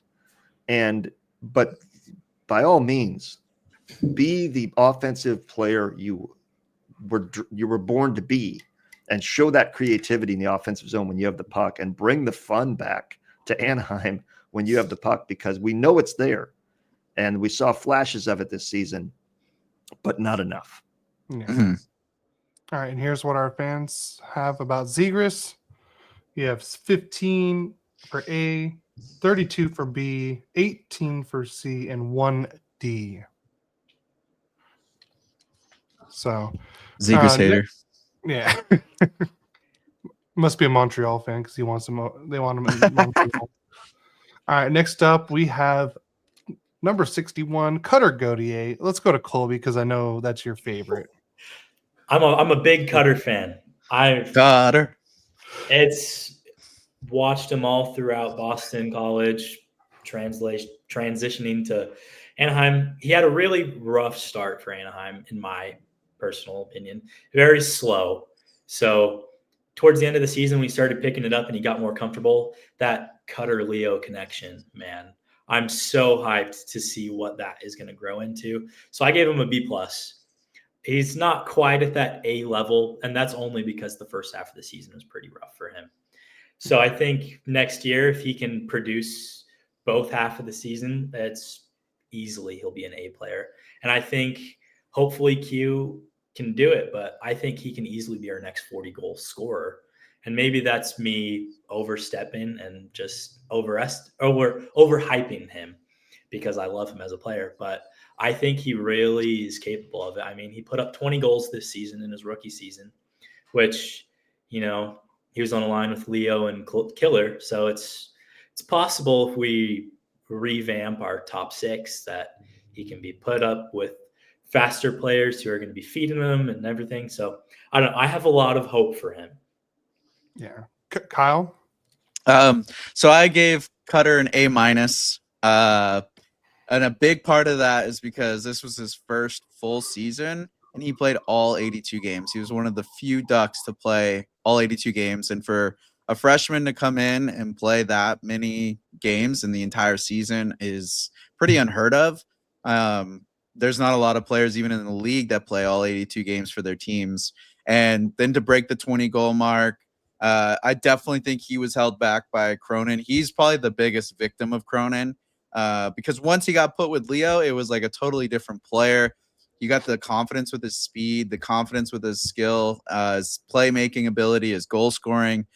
Even Verbeek, when we went to the Orange Alliance meeting kind of towards the end of the season, he talked about that there's another level to Cutter's game, and it all stems from him getting confidence in his speed and his actual ability to play at a fast NHL pace and even faster than most. And I think that really started to come together with Leo. And then he carries it on over to the Worlds, where he was one of the top scorers for the USA team, wins gold with Jackson Lacombe. So you got your teammate there with you. And you could just feel that energy that he has right now. I absolutely expect him to break out next year and have a great year. Him and Leo are going to, I think, be competing for the top point getters next year for the team. No, I agreed. It makes me wonder how many more goals he would have had if he actually would have scored within the first month or so of the season, because it's not like he wasn't trying. You know, he had the most shots with no goals, I think, in the league. Yeah, I know, because I can tell you after like the first like 5 games, when I was playing on the Underdog app and I was doing the plus minus, like for plus shots, I always put Cutter as plus because I knew he was gonna at least. I was like it was gonna hit every time. But I like the way he wasn't just a shooter as everyone expected. Like more towards the end of the season, like he started like driving the net. He started causing the offense and making plays. And I was like, okay, there's more to his game than just shooting that everyone expected. So I really like that from him, and I'm really looking forward to the next Solani Korea 2.0 pretty much with Cutter and Leo. So now Beckett Seneca to those two. Yeah. Oh god. Woo, woo, woo. So I'm looking forward to cut that duo and everything. So I gave Cutter a B for the season. I probably would have been closer to an A if, like the scoring would have started. And I know it didn't help that Cronin was putting him on the 4th line to get. Oh, he has to learn to play those minutes. Oh, no, he doesn't. It's not his game. So yeah. So I gave Cutter a B. Doug. I gave him a B plus. I am just as bullish on him as everybody else. I loved the trade that they made to get him for Drysdale. That was one of the best trades the Ducks have made in a long time. And seeing just a taste of him 2 seasons ago at the end of the year got me excited for this last season. And then again, the slow start, being on the 4th line. I mean, this is not a guy that can play with Ross Johnston and produce points, for God's sake. I mean, it's just, and that's a coach's job, is to put players in a position to succeed. And that was not it. I mean, just what are you thinking doing this? So the fact that he ended the season with 20 goals is amazing, because he was had such a bad start and such a quiet start. But I don't think it's a Solani Korea. I really think he's a Getzlaff Perry with Carlsson. And because they have the size, they have the skill, they have the connection right now. And as Kyle said, if you add Beckett Seneca to that line, they need a sponsorship with KFC, because that will be finger licking good for Ducks fans for years to come. My God, is that We'll be getting all sorts of Chick-fil-A. tantalizing. Oh man, it is just so. I can't wait for next season. And it's been years since I've been excited about a Ducks season. Yeah. And I cannot wait to see what moves they make this offseason, what Coach Q is able to do, and how this team plays next season. Because I really think the potential is there for this team to be a surprise team to the entire league, and not only make the playoffs, but be a strong team all season long. And Cutter's a big part of that. He looked so good at the end of the year, and that potential is there. And we know it's not just a flash. We know that was his potential when he came in. He was one of the top rookies expected in the entire league, and he showed it at the end of the year. And if he can build on that, man, the Ducks have got a star player for many years to come. Yeah. So I'm gonna show the fans vote, and there's one person. If Colby ever finds out who this person is, you made the list. Are we taking him out at the knees? You're on the list. Oh my gosh. I will track this person down. It was probably Flyers Jamie fan. Drysdale. Yeah, that's a Flyers fan. He was a Flyers fan for sure. It had been. By the way, the Philadelphia Flyers are on my I hate you list now. Oh yeah. So 55 people gave Cutter an A, 10 people gave him a B, and the person that made Colby's enemy list we had one person give him an F. Psychos. Wow, that has me puzzled. I think I'm more puzzled with that than Ross Johnston getting an A. Like, did they accidentally click it and then they were like, "No, I can't take my vote back." It's usually just the Jamie Drysdale fans who haven't quite accepted it. That's Jamie what I've gotten a Drysdale lot of girlies. DMs about. I was going to say that those people exist. There's like a few out group there. of them. Yeah. People that really get off on injuries. I see him at the Honda Center, and I'm like, oh boy, let it go. Yeah. All right. Our last forward that we got to grade is our favorite also. Well, Leo Carlsson. Woo-hoo-hoo. Yeah. So I'm going to start off with this one. I feel like I was very hesitant on my grade on this one. I wanted to give him an A, but he was kind of struggling in the very beginning as well. But right after the Four Nations, man, that's like the Leo I'm excited to see the most. And honestly, like, even though he only played the one game and that game didn't really matter for Sweden during the Four Nations, but I just was so happy when he got to go there, because he would learn from those players, not from Cronin or Clune or Brent Thompson or whatever. He would learn from better coaches, better players, and you could tell it changed. So I gave Leo an A, even though he struggled in the beginning, like, and everything. But once he got comfortable, oh my God, it was crazy the way he went off. And rumor still has it that Connor Ingram is still sliding from that game winner against Utah. So He's actually in New Mexico now. Well, that's good to know. So, Colby, why don't you go next for Leo? I wanted to give him an A as well, but I'm like, I can't really give him an A and not give Cutter an A. So I gave him a B plus as well. Just, I thought he had a really good season, another 20 goal, just like Cutter. And I think he's on track to be our most complete young center that we've had in years. So I'm really hyped. Watching him at the Four Nations at the men's tournament a couple weeks ago. I mean, seeing him with guys like Nylander, I know he got bounced from the playoffs like he always does, but playing with guys like that who are able to teach him so many different things. And I think that next season and the years to come, he's going to be one of our standout players that everyone's going to be like, wow, you see this Carlsson clip that just happened? You see this that happened? I mean, granted, we already have clips like that out there. I mean, home opener, he put goalie on skates. I mean, goalie was already on skates, but it was crazy to see. And I'm really hyped. I hate to admit it, but I was skeptical when we drafted him, which, most fans were. Everyone was like, Fantilli, why? Why not him? But now I'm like, I'm an idiot. Why did I ever doubt that Leo was not that guy? He is 100% that guy. Yeah. Doug? I mean, if you're a Ducks fan and you don't love Leo Carlsson, you're not a Ducks fan. The guy is very fun to watch and has incredible hands, incredible vision, incredible creativity. But like we've said with a lot of players, the first half was not there for him. And so I can't give him an A because it wasn't a complete season. I can't give him a B plus because his faceoffs are atrocious. He's been working too much with Ryan Strom.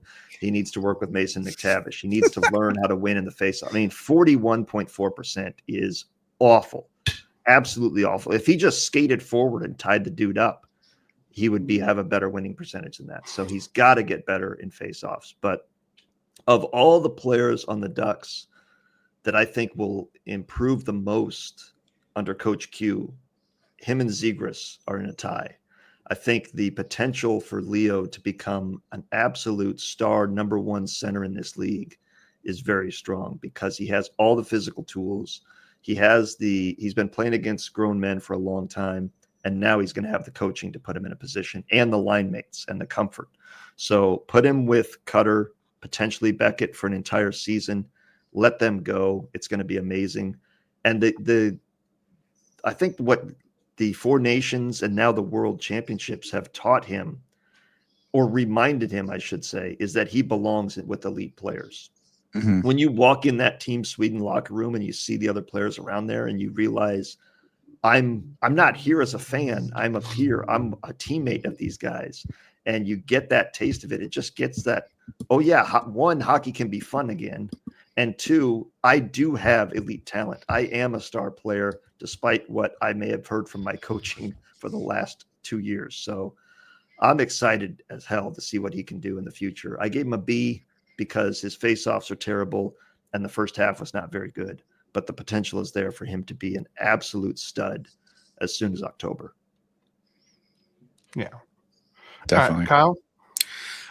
So I am, I guess, the nice guy here, but maybe it's just my Swedish blood calling. But I gave Leo a minus.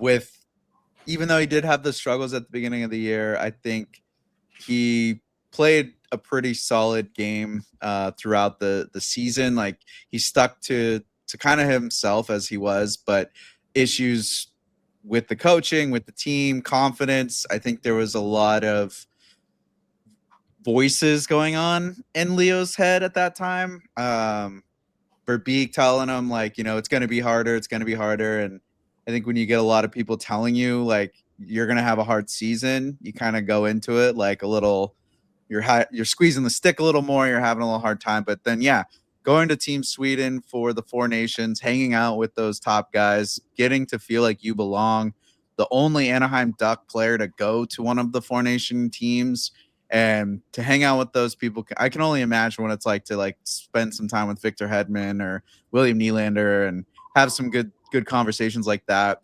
Then he goes off to Worlds. Yeah, it wasn't the Duck season, but after he goes out there, gets 10 points. So he's definitely buzzing out there. And I really liked once he finally got lined up with Cutter Gauthier. I felt like the two of them finally got to unleash their speed and skill together.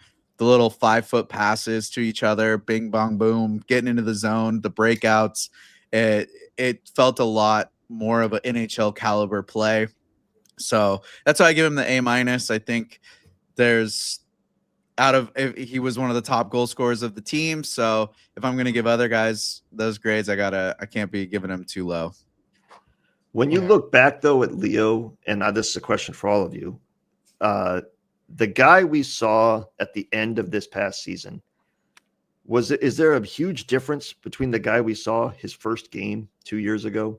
That's where I kind of hesitate to give him the A, is I haven't seen the growth yet pay off. We saw definitely skill, but we saw that in the very first game. You could tell this guy is special with his playmaking, and I haven't seen the growth and development in his game to now. I think it's about to take off.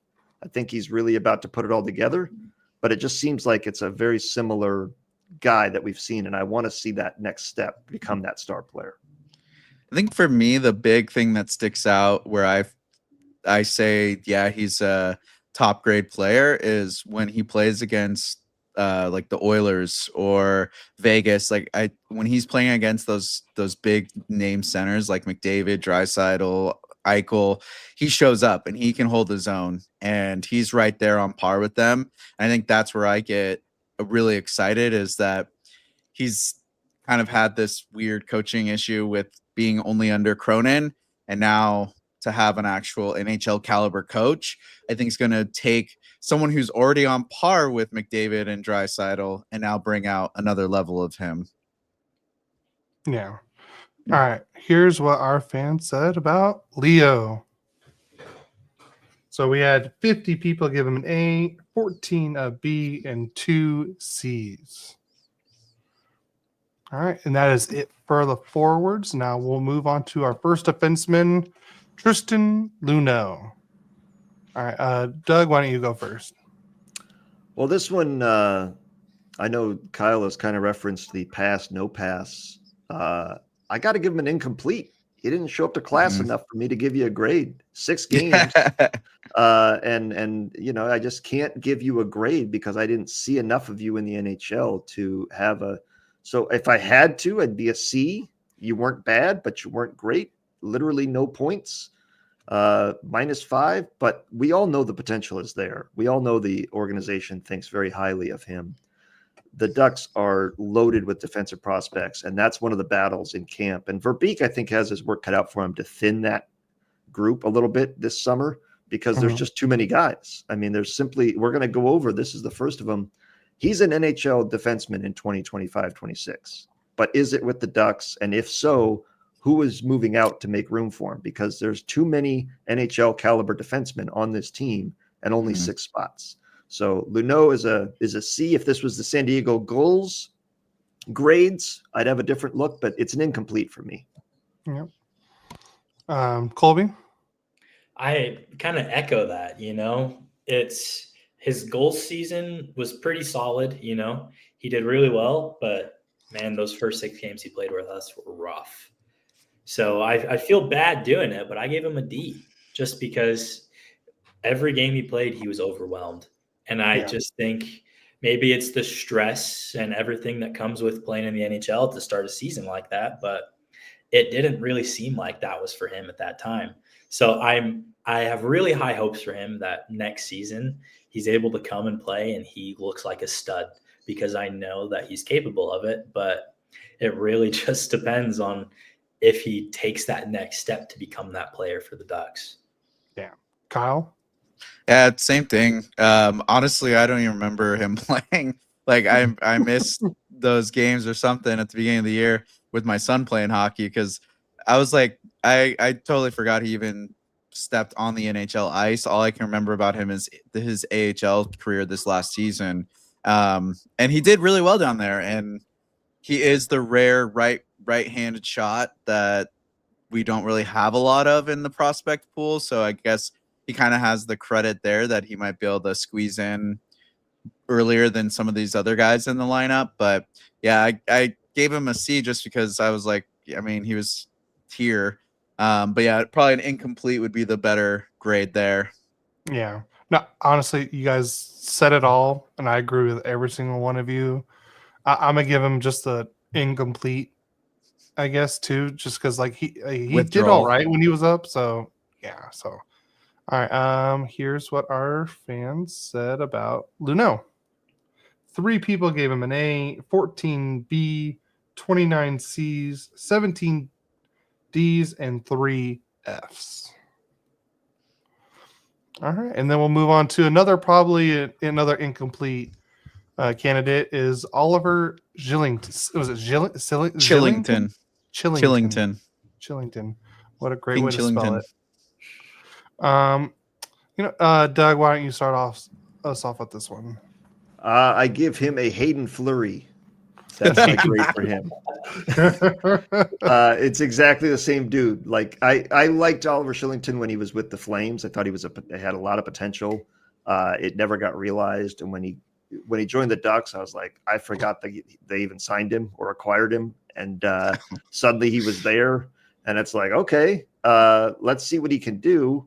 And it's 6 games. I think that's going to be his last 6 games with the Ducks. He's going to be one of those guys that's a puck doku specialty down the road because I think he's going to kind of kick around the league now as just a depth defenseman. But again, an incomplete. It's not fair to judge him based on 6 games at the end of the year.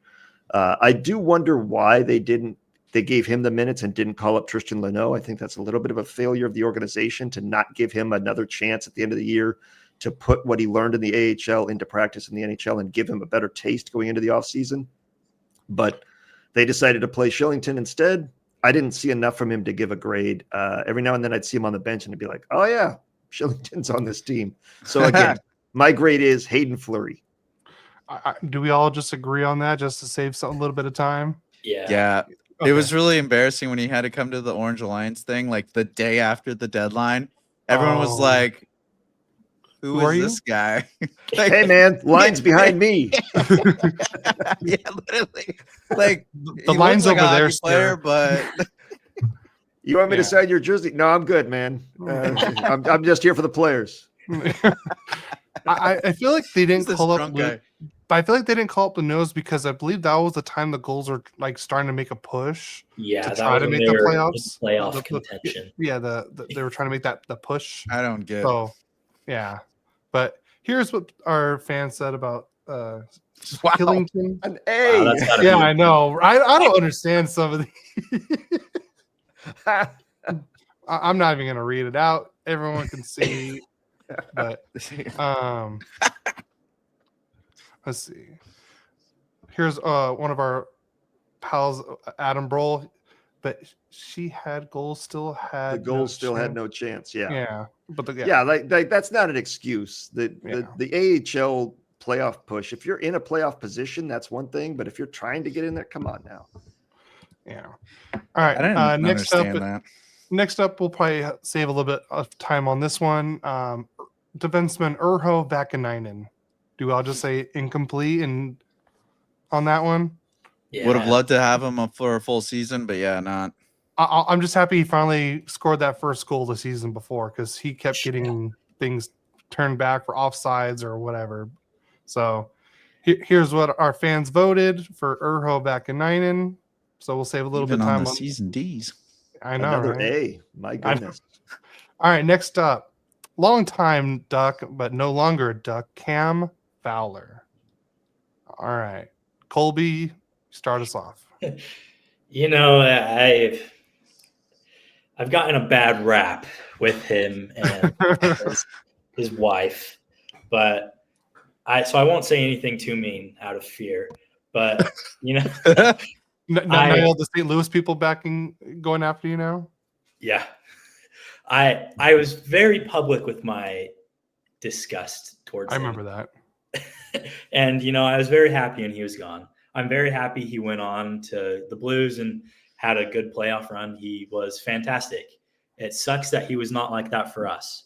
But I think that just kind of boils down to Cronin, and he was just kind of checked out, He gave his all to the franchise, and they came up short for the most part of his career, which sucks.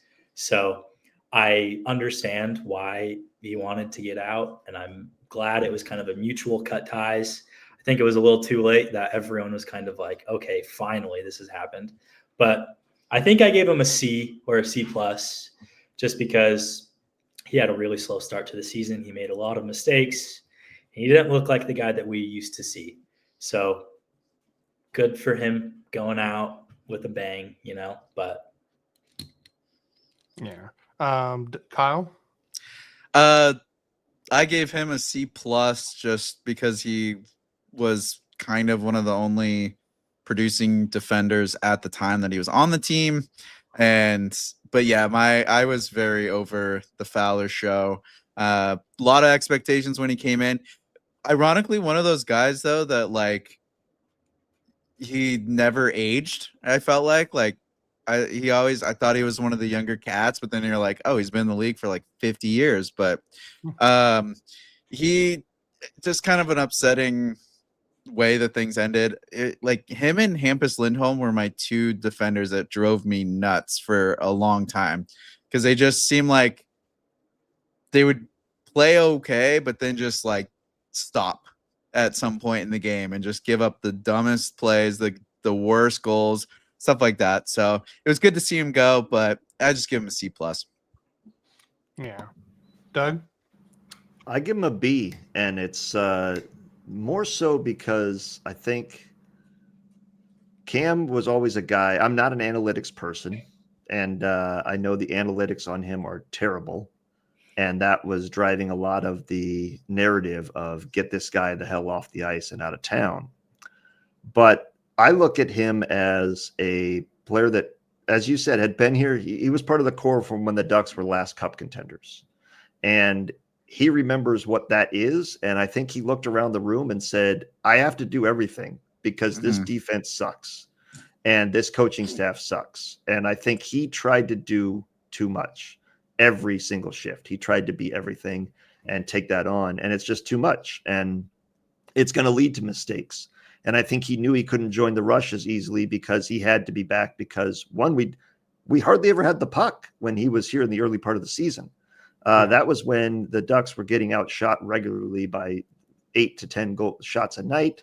They're losing every faceoff. He's not in a position to join the rush, doesn't have the confidence. He goes to St. Louis, immediately becomes the player he had been his entire career with Anaheim, which is a solid two-way defenseman and a great fit. So his failures are failures of the organization and coaching staff, in my opinion, not him. So I can't give him a bad grade because he was trying to do everything he could to help this team, and it just never worked. And so I give him a B, but I wish him the best. And he's one of those guys that immediately you're like, why did we get rid of him? Clearly he wasn't the problem, which everybody thought he was. Yeah. He was here.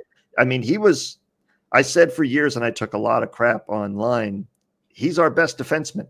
And everybody would be like, you're out of your mind. He's our worst defenseman. I'm like, are you watching the team? Put Shattenkirk in his role. Shattenkirk is awful. Ugh. I hated that. I don't want to bring back those memories. I know. So, but I mean, those years, Yeah, just a few years ago, you look back and you're like, this defense is a tire fire. And the only person that I think would be on an NHL roster around the league is Cam Fowler. And now he's not there. He's doing well in St. Louis. God bless him. But as we said, the Ducks need to clear space for all these young guys. And if we look at next year's defense, Cam would not probably be there because of cap space and the minutes that he's going to play. So I give him a B. I wish him the best. I thank him for his time, but it was time for a new change for both him and the Ducks. Yeah. Yeah. No, I gave him I would say a C plus B minus kind of thing. I agree with you, Doug. Like he was there, and then like, I don't know, like you guys pretty much all kind of stole what I wanted to say anyways. So, but Adam said Fowler was overrated and his game was all hype with no solid production. Until you get a competent coach with Jim Montgomery, then he becomes a Norris candidate. So here's what our fans have to say about Fowler. Dang. Yeah. I think those Fs would have voted for that before the season even started. Yeah.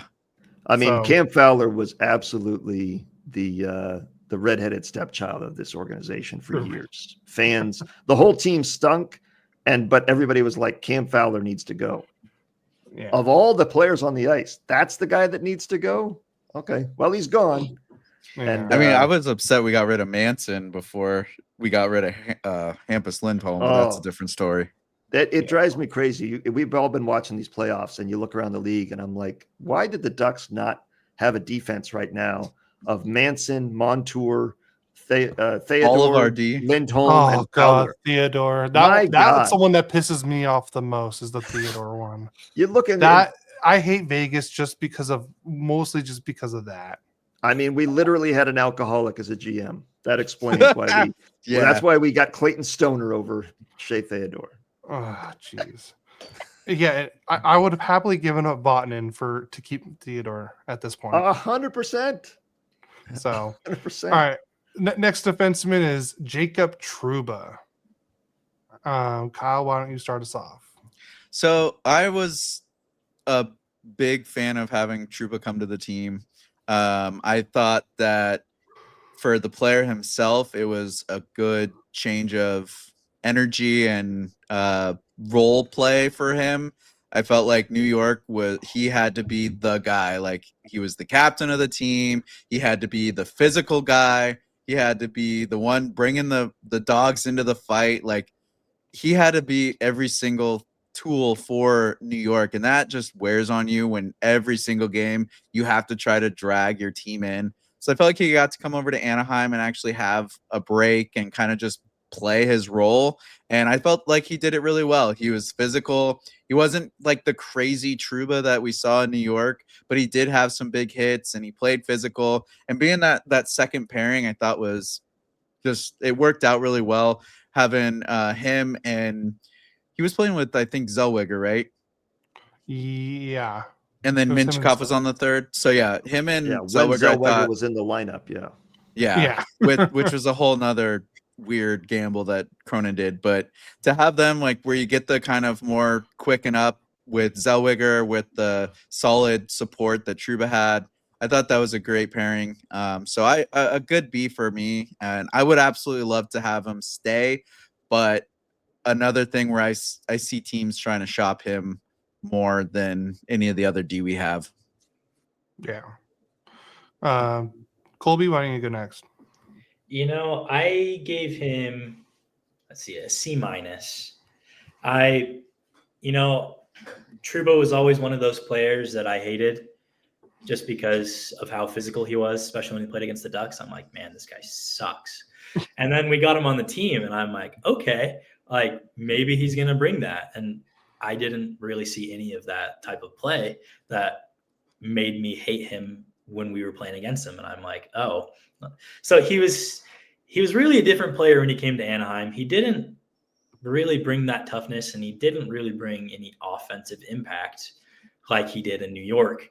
So that's kind of why I gave him the C. I'm just kind of a little iffy on the player that he is, and I'm open to keeping him on the team if he kind of steps up. He was the captain in New York, so it's nice to have. You've got Gudas, who kind of brings that captain aspect, but if Trouba can also bring it, and we can kind of integrate that, we're not here to have. Not that we're not here to have fun, but we're not here to have fun. We want to win games. Like, we're at the stage that we need to start winning these games, and we got to start cutting crap out. So I'm hoping that Trouba can really step up and be a good veteran presence on our D line for our younger guys that are going to be moving up, that they're good leaders for them. Yeah. Doug? A lot of what Colby and Kyle said, I echo. I was very excited. Like Kyle, I was very excited to have him join the team. Actually, I thought that was a good fit for the leadership and the role that he could play. And like Colby, I was like, hot damn, we got a guy that's going to bring the pain on the back end between him and Gudas. It's going to be thunder and lightning with these two dudes out there all the time. And we didn't see it. And I didn't see I think he's a little bit neutered from the suspensions over the years. He keeps that in check. To his credit, you got to learn how to play within the rules and stay on your ice. You got to be available for your team. So the biggest value, I think, is one, his leadership, his calmness back there. I was impressed overall with his defensive game. I thought he would be a real physical threat, but there would be defensive liabilities. It was the opposite. He was a defensive player that lacked the physicality I was expecting. So, but I think his greatest value going forward, if Gudas stays on this team, again, training camp, I can't wait to be there because him teaching Stan Solberg how to play in the NHL and how to toe that line between being physical and being suspended is invaluable. Those two guys, I just want to see them off in the corner teaching how to close gaps, how to hit, when to go for the big hit and when to play positionally, and teach Solberg to be the best version of himself, because that's exactly what he can be, is an offensive version of Jacob Trouba. And if he can, I hope the Ducks retain Trouba specifically for Solberg's development. I think he would be invaluable to him next season as a guy to talk to on the bench, in practice, on the planes, all season long, about, you've been doing this for a long time. How do I do this? How do I do that? When do I do this? So I gave him a B-. I hope he's still here next year. And I hope he's the veteran on this defense next season, because they've got so much youth. I think he's the one guy that can be the veteran presence. Yeah. Wow, you guys all took the words right out of my mouth. So I'm gonna just give my grade and then show what the fans said. So You got to go first more, Cody. You gotta I go know. first Yeah. more. But honestly, our fans are probably tired of me talking, so it's nice hearing other people talk. So I'll go first on the next one. How about that? Or I'll think about it. I gave Trouba a B just because, like, I liked what he brought when he came here. I feel like he had more of an offensive game when he came here, because he was shooting, and his shooting was like actually leading to some chances, like for tips or deflections. So I did like that, and the shot blocking is what really helped as well. And like I said, I felt like he was not as a defensive. What's the word like? He wasn't like bad on defense as someone else that we're going to talk about pretty soon, that plays the same right-handed side defense. So I do like that, and I do like that he already has that leadership. He's been in the playoffs with Winnipeg and New York, so he does have all those traits too. So I do like that. So that's why I gave Trouba a B. Here is what our fans gave. Did you see the chat? Oh. At least Gary's not talking. Thank you, Adam. He texted me. He's like, "I'm here to cause chaos." I'm like, "I'm not shocked."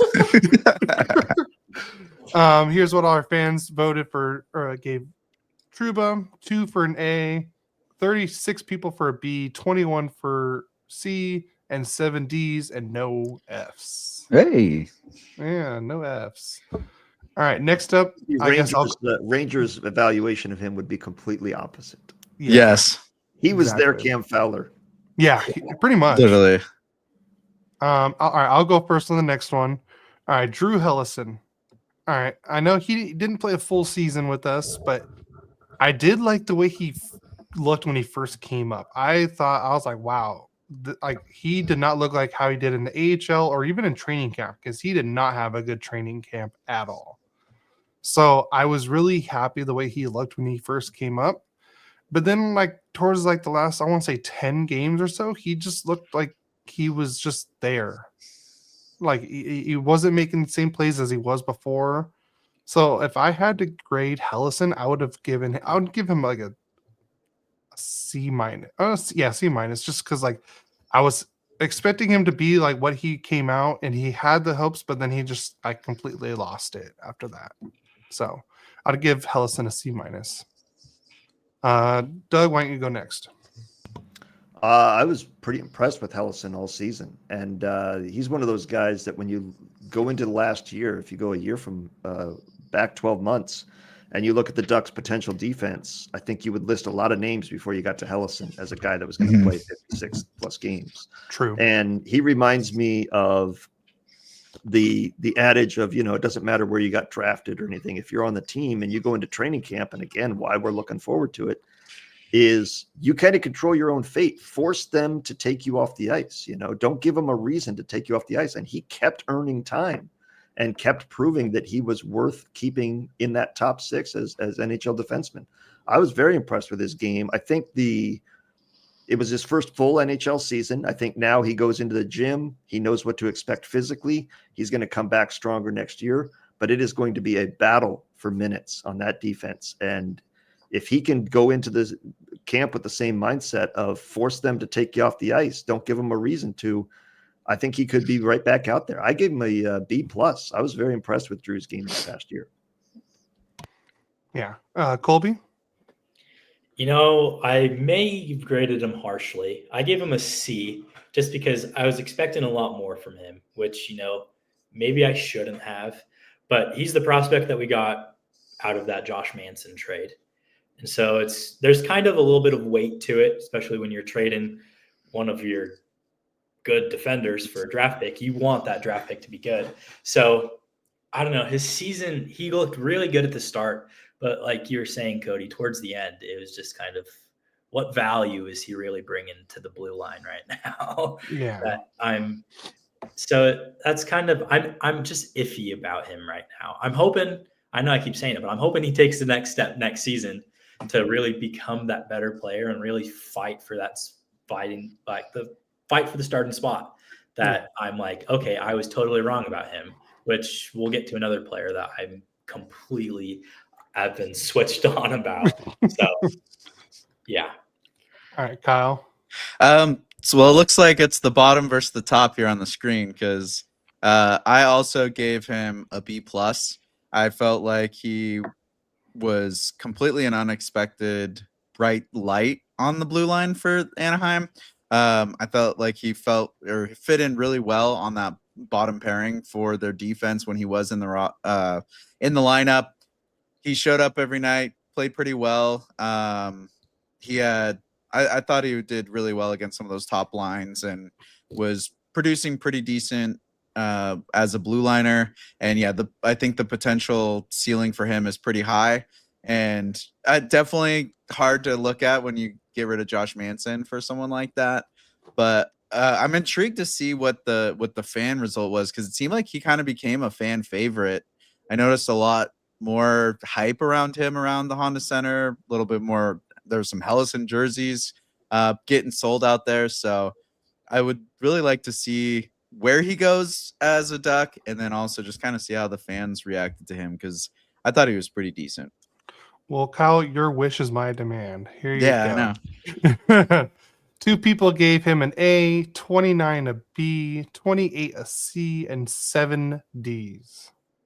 So there Drew you go. Hellison is the NHL equivalent of the $5 you find in the pocket of a jacket you haven't worn since last year. Yeah. It's just found money. It's like unexpectedly surprised. Like, hey, It's not $5 isn't enough to do anything with, but you're still happy to have it, and it's a pleasant surprise. And that's how I look at Drew Hellison.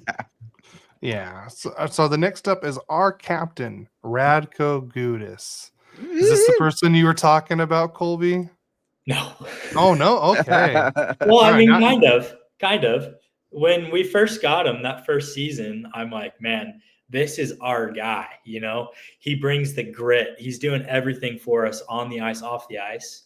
And when he got the captain, I'm like, fantastic. Like, this is great. He's going to be a good bridge captain until one of our younger guys is ready to step up for it. And then this season happens, and I'm like, wow, was I thinking straight when I was thinking about all this? Because he had a rough season for me personally that I'm just, what grade did I give him? I gave him a C+, so I was being generous. But man, it was definitely rough for me. And maybe it was just my eye test, but there's times I'm like, why are you throwing a hip check and you miss completely? And they score. And I'm like, dude, this is awful. So I don't know. I won't be sad if after his contract is up, he's gone, because I think his time here, it's run its course. But I don't know. I'm not going to bash him like I would some other players about it, just because I think he's in a bridge spot with us. He's just helping us get over the gap, and once we're in that better place, he'll be gone. So I'm choosing to just look the other way when I see him on the ice. Speaking of looking the other way, every time I felt like he was playing defense, he was looking the other way on the player he was defending. Yeah. Like, I believe, Kyle, I think you were on when we played Toronto, and he went for a hip check in open ice against William Nylander. Yeah, that was and he was rough. nowhere near it. I'm like, why did you think that was the best way to defend that?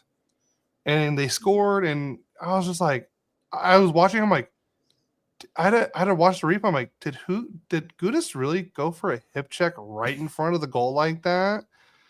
I was like, I was like, what are you thinking?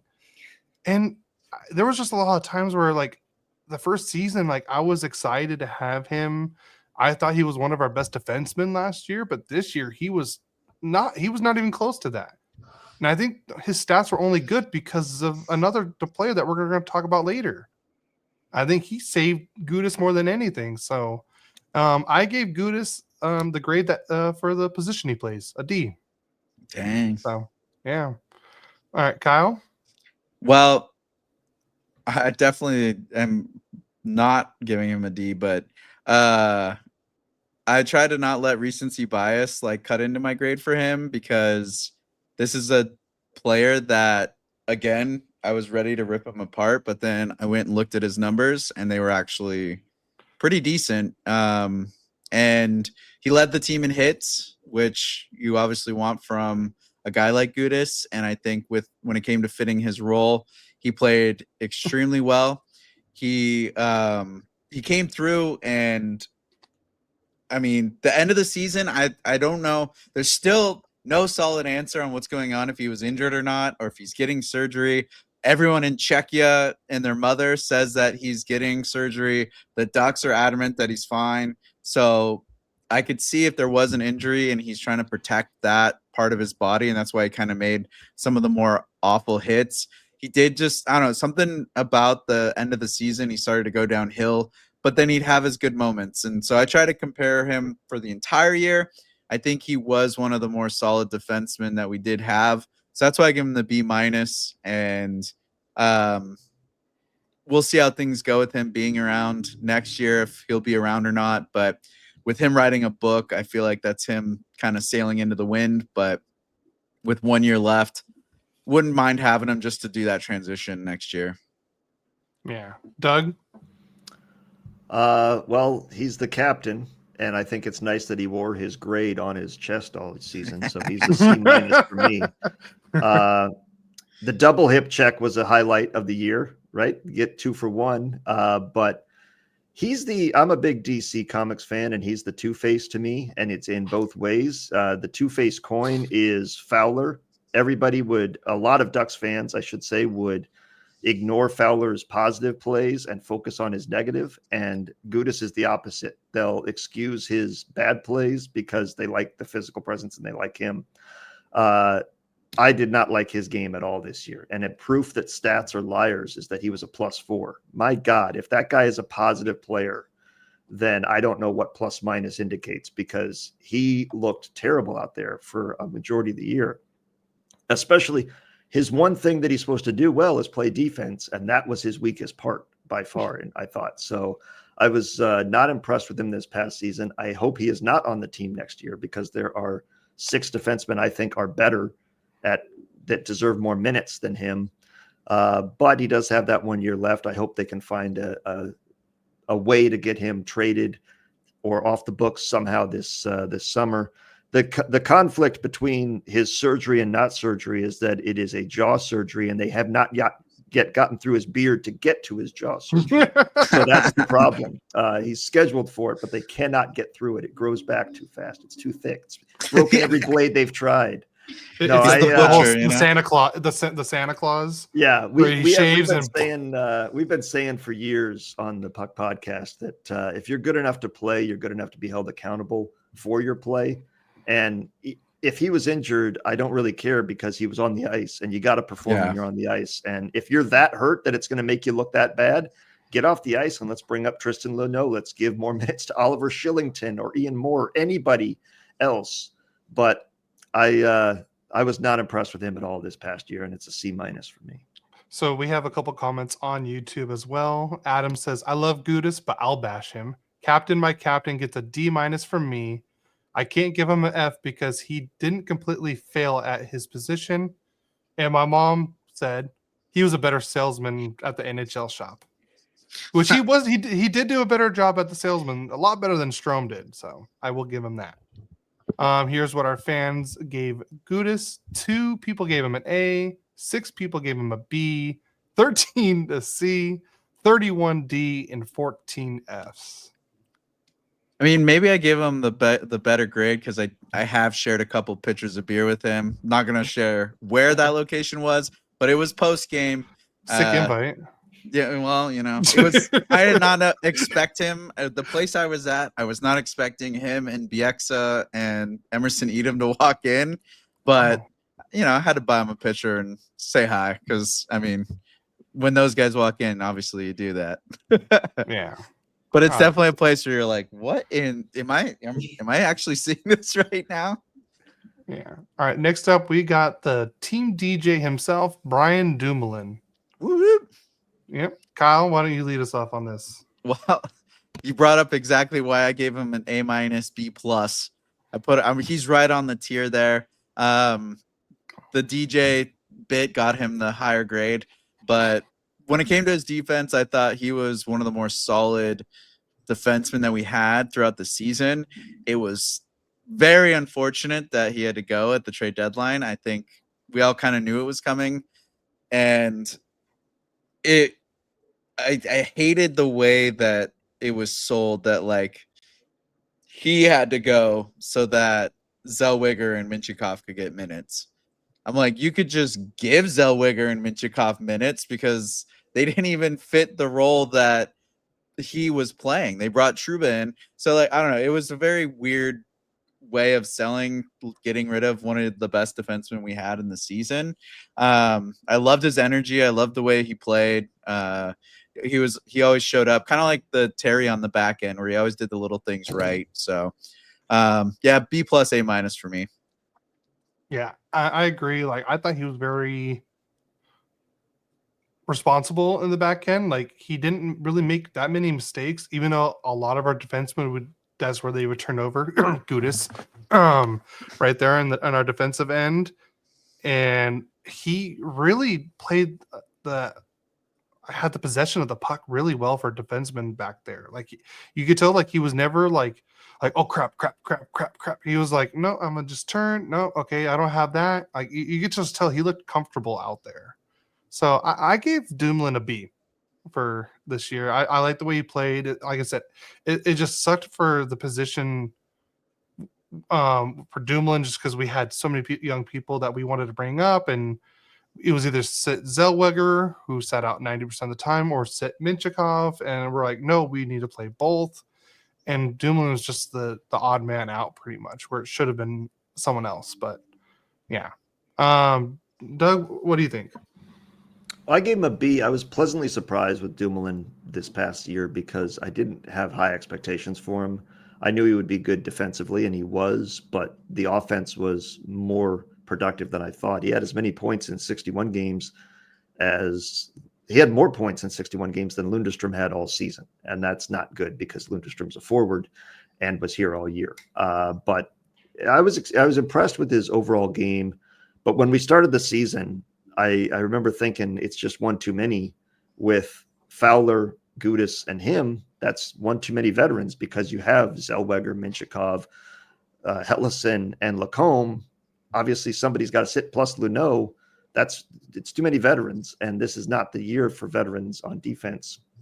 So then they got rid of Fowler, but immediately brought in Trouba, and the problem was still there. So he had to go. I get that, but he was great while he was here, and appreciate the job he did defensively. I thought he was very solid. Would love to see him back at some point if they decide to add to a veteran presence, but I gave him a B for the year. Yep. Colby? Like you guys, I gave him a B. I'm originally from Seattle, so it's nice seeing a Kraken player come to the Duck that I kind of know about. And so when he got there, I was excited for it. And he wasn't flashy, but he did his job good. He was a nice, calm presence on the back end. So it was sad to see him go. I know he was very sad about it.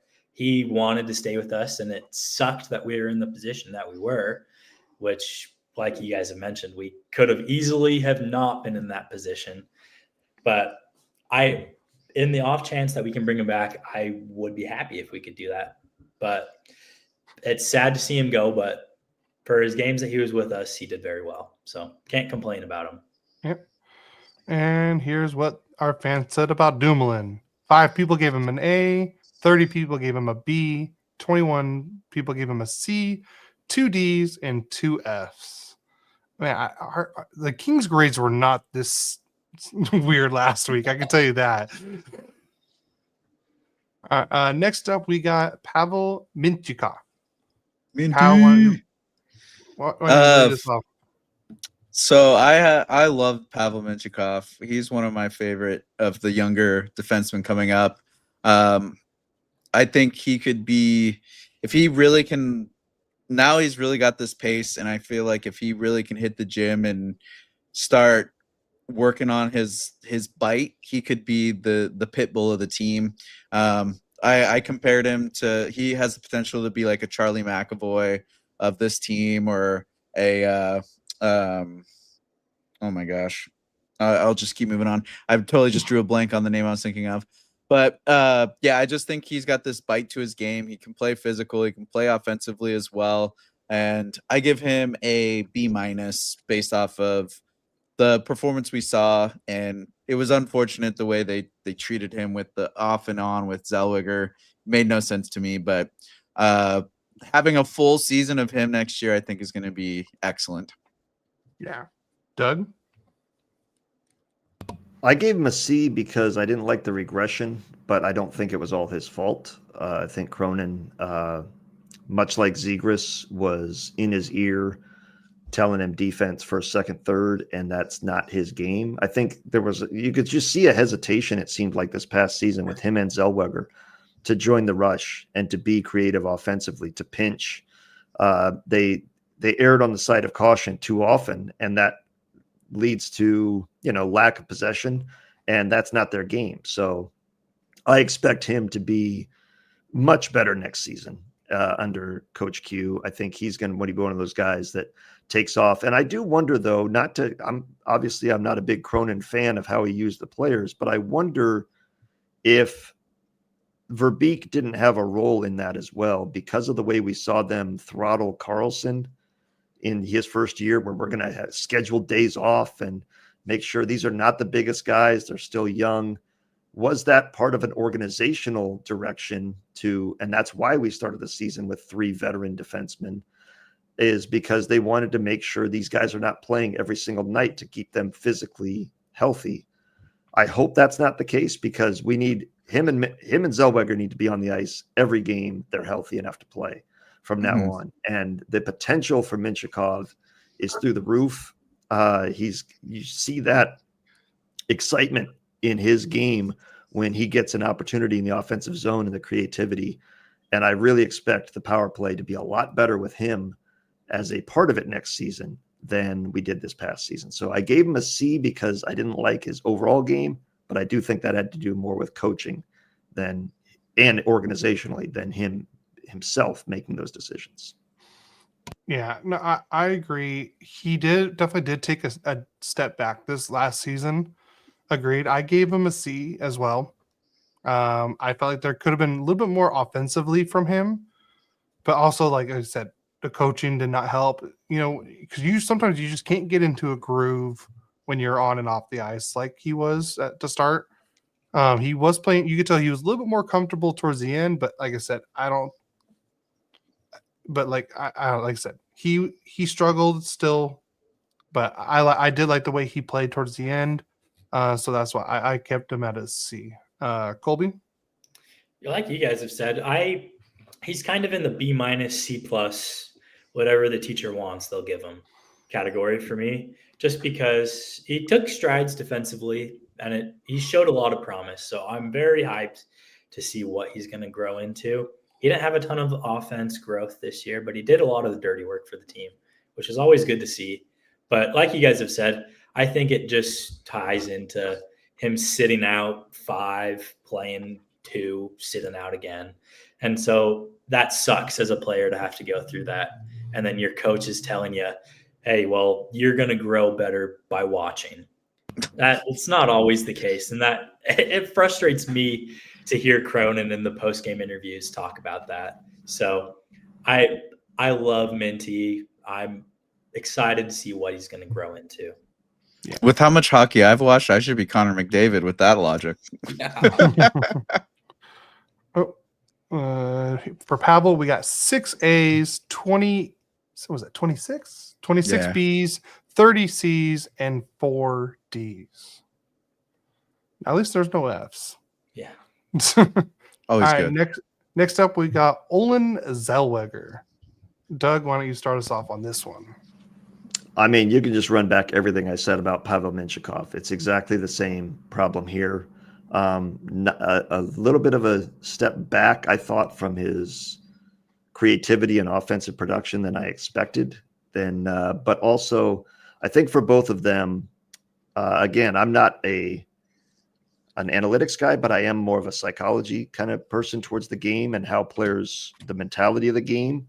Confidence is a big thing, and I think the opposite is true. When you're fearing being benched, it affects the way you play. And I think both of those guys were like, I can't make a mistake to give Cronin a reason to bench me the next night. So they both held back. And I think if Coach Q tells both of these guys, you don't have to worry about being benched, you're in the lineup every game you're healthy enough to play, that's going to free these guys up to have more confidence out on the ice, and we're going to see the production start going. So for both Zellweger and Mintyukov, I gave them a C because I thought they were both the exact same position this past season of fearing retribution from their coach should they have a bad shift, a bad game, and that affected their overall game. Yeah, no, I agree. I felt like Zellweger's game, he struggled at sometimes, but like I thought he would have struggled a lot more with all that time he was missing, getting sat out because of the log jam and everything like that. But I feel like once he finally was playing every game and everything, he was starting to look back to his old self, but not really at the same time. So I'd give him like a B- for that for the season.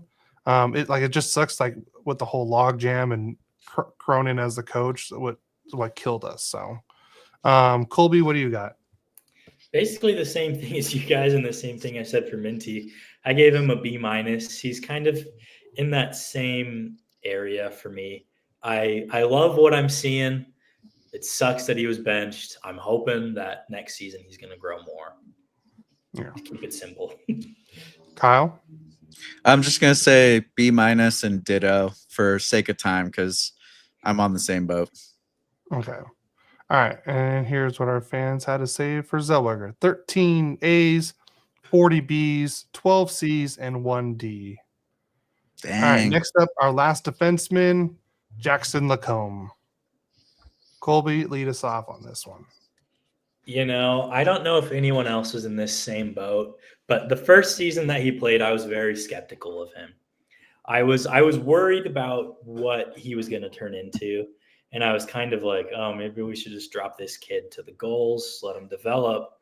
But I don't know what he did in the offseason that made him – I don't even know if it's arguably. I think he was our best defender all season. He really showed up, put in the work. What are my notes? He played over 22 minutes a night, solid, 43 points. He was a beast. He handled all of the situations extremely well. Power play, penalty kill, everything. He was our most reliable defender. Yeah. No, I 100% agree. I was before the season thinking, why don't we just trade him for something? I was on that same boat as you, Colby. I really was. I'm glad we didn't trade him.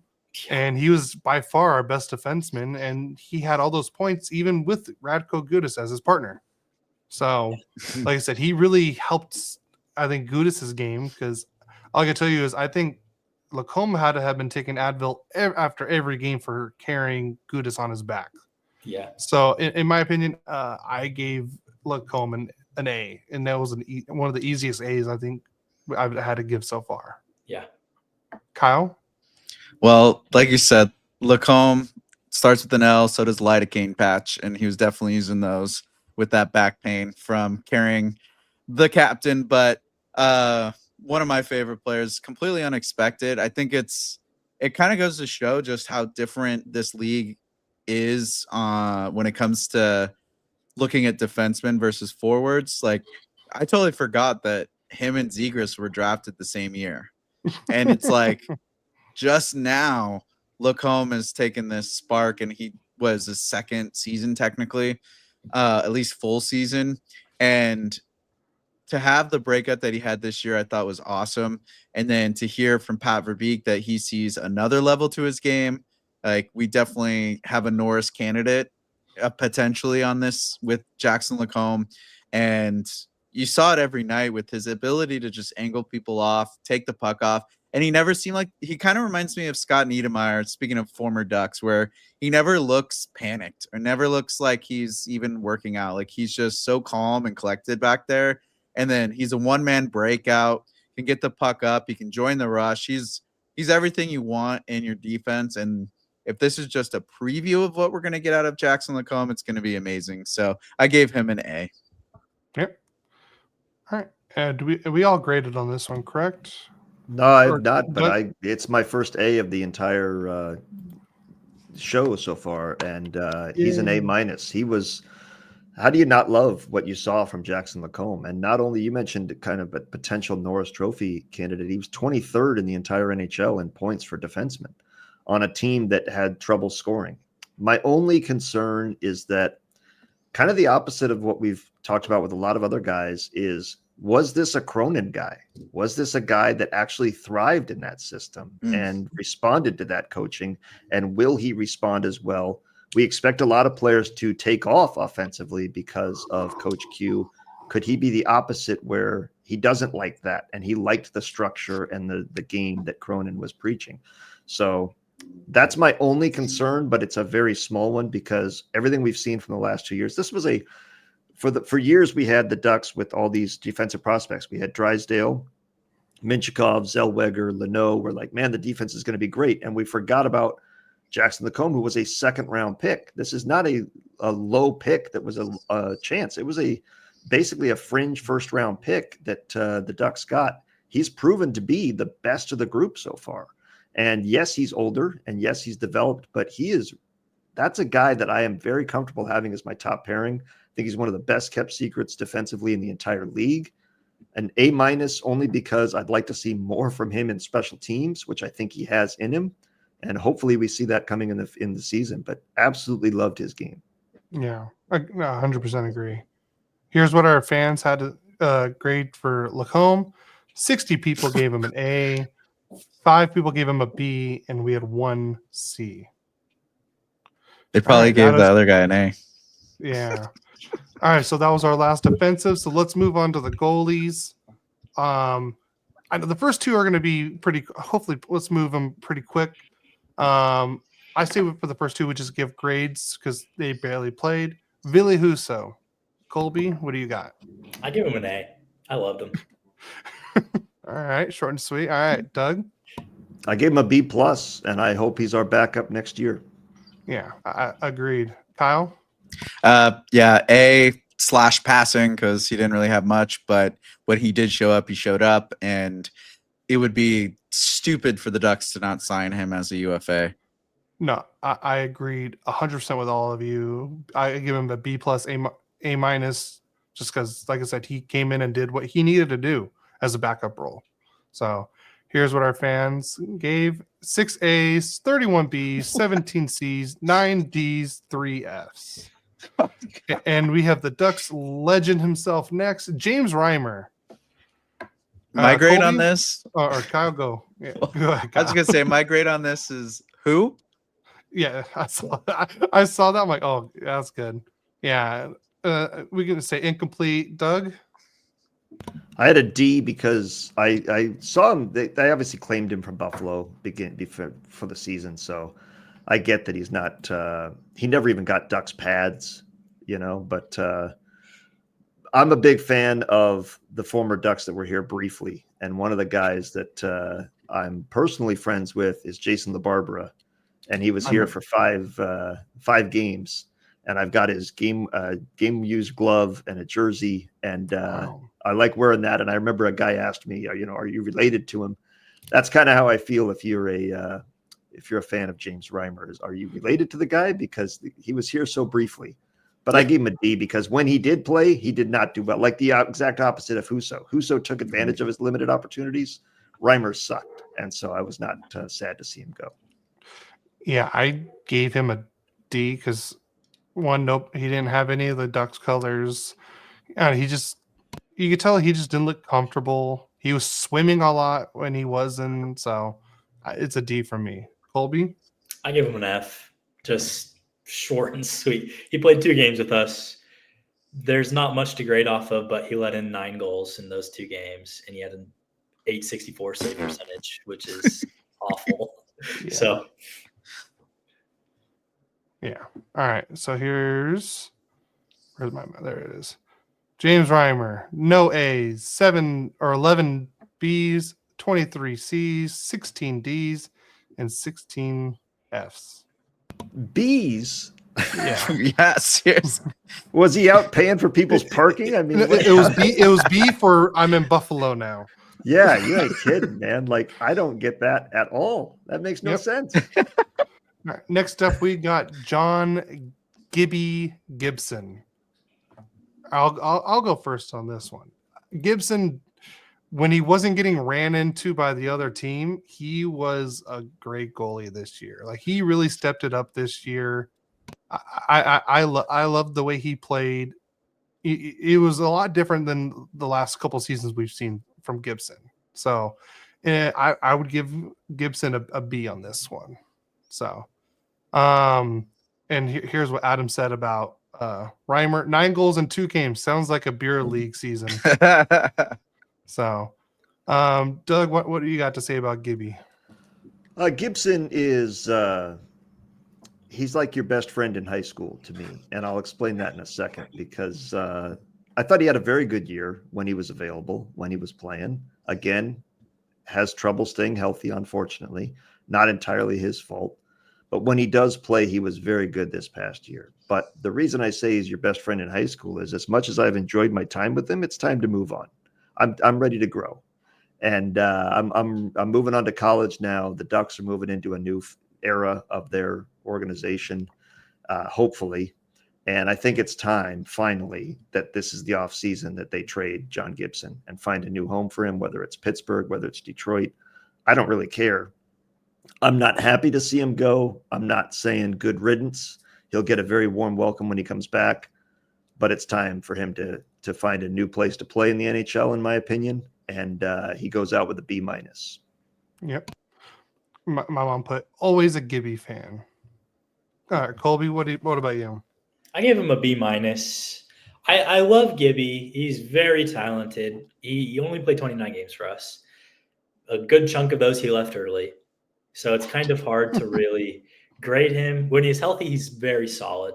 He still put up a .912 save percentage, which pretty solid, for a tender like him who, I mean, our goalie saved the Ducks this year. Realistically, like him, it's B-. Okay. All I can say. Kyle? I give him a B+, and yeah, health is always an issue, but he did have the better save percentage and goals against average when he was playing with that .912. So that's why I gave him the B+. But this is kind of a question for all of you. Do you think Gibson is at this place within the league where he's going to just kind of have to stick it out with Anaheim being a backup? And do you think teams are even going to want him? Because it feels like, I don't know, I kind of see him taking the Ryan Miller role now and just being the guy to help Dostal and like support him when he's healthy, and that's why I think you got to have Ville Husso. But I just don't see many teams trying to get him with his history. I could. I think he's getting paid too much for the Ryan Miller route, but I see what you're saying. But maybe after his contract's up, I could see him getting something like that, the Ryan Miller treatment. Adam put in the YouTube, Gibby gets a solid B+ compared to what he's been doing over the last couple seasons. Total improvement. And Cody knows how critical I am of goalies, and he is very critical of goalies. So, because he's a bad goalie himself, I believe. So, well, Cody, I think your mom, I think everybody's mom is a fan of Gibby. He's a good-looking man. I think a lot of men are fans of Gibby. He's a good-looking man. But Rocket. to Kyle's point of, I don't think he's ready he's 31. He's too young for the Ryan Miller at that point to be the mentor. And I do think as we see the trend around the league where you don't need that star goalie to win a cup anymore. You just need a good goalie and potentially a tandem. I think you could see some teams with some interest. I do think the Ducks are going to have to retain salary on him, and that's fine. But he deserves a chance to start. He's too young to be a backup, but it's not his team anymore. It's not his future anymore. And I think he would welcome a trade. Once this contract is up, I can see him kind of settling into a mentor role, a tandem role, but I think he wants an opportunity, I think, to be a number one. And I think there are teams that are willing to give that to him. yeah. So what you're saying is we trade Gibson for Rickard Rakell. Oh, jeez. I never want Rickard Rakell on this team again. So no. All right. No. Here's what our fans said about Gibby's season. We had 24 A's, 33 B's, 6 C's, and 3 D's. So, and let's move on to probably the main reason why we had the 21-point increase this season. Lukas Dostal. Kyle, why don't you start us off on this one? Well, I mean, I'm just going to come out of the gate, just give him an F. No, I'm just kidding. Definitely an A for me. He was put into a position that he was not supposed to be put in this quickly with Gibson getting injured, and he stepped up to the task. He totally stood on his head for the Ducks.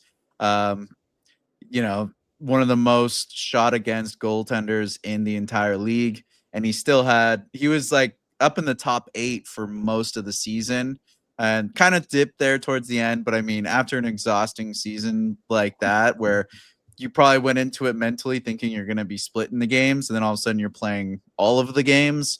And then definitely bringing Ville Husso helped there towards the end to just kind of give him some rest so he didn't get injured.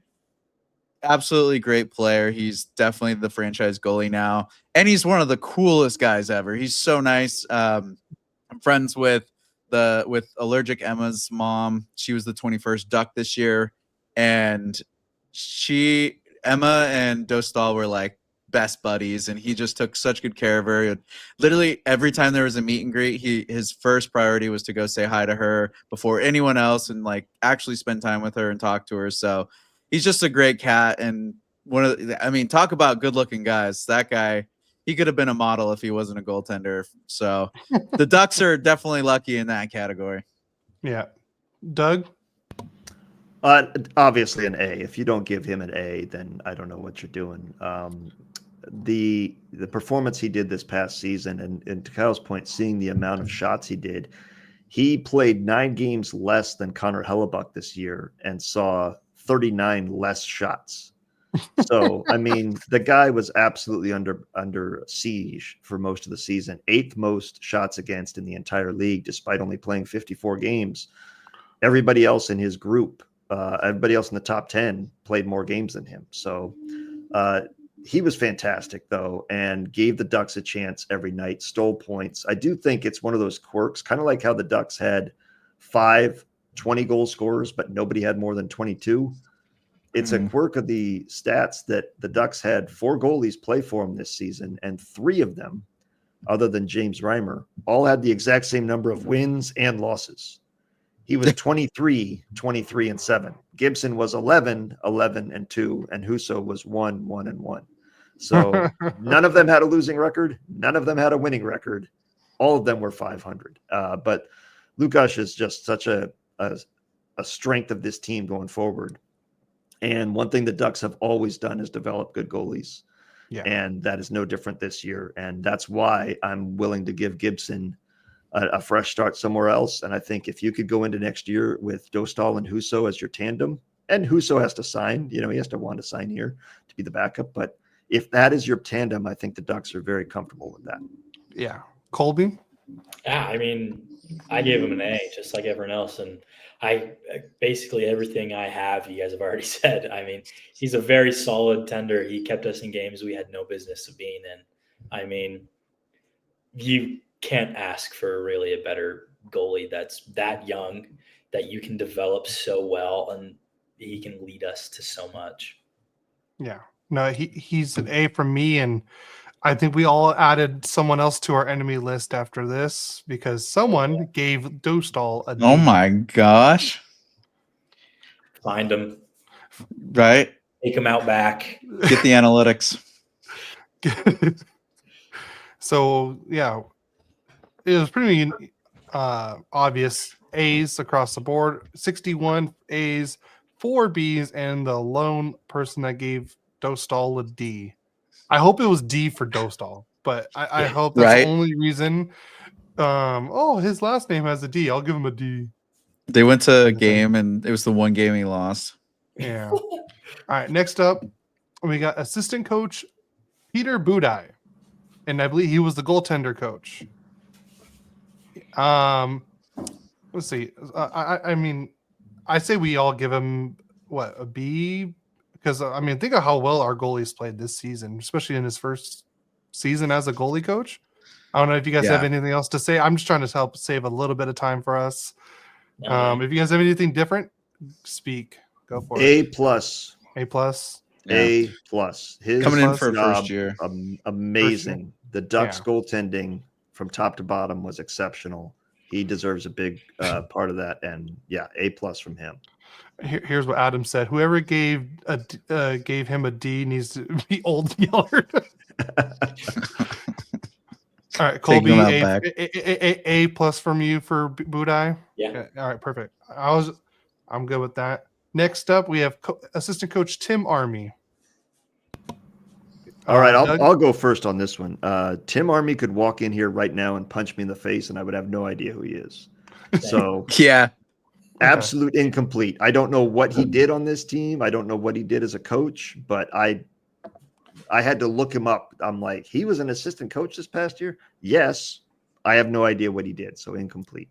yeah. Adam also said this for Budaj. He gets an A plus because of Gibby's improvement. So, so does anyone else want to give a grade, or just all incomplete for Tim Army? Yeah, I looked him up and it just says assistant coach. I don't even know what his specialty was or what he was, if he was just like a skills guy or what, but so the next 3 are going to be really fun for all of us. Let's try to keep it short and sweet because we are really going over time on this.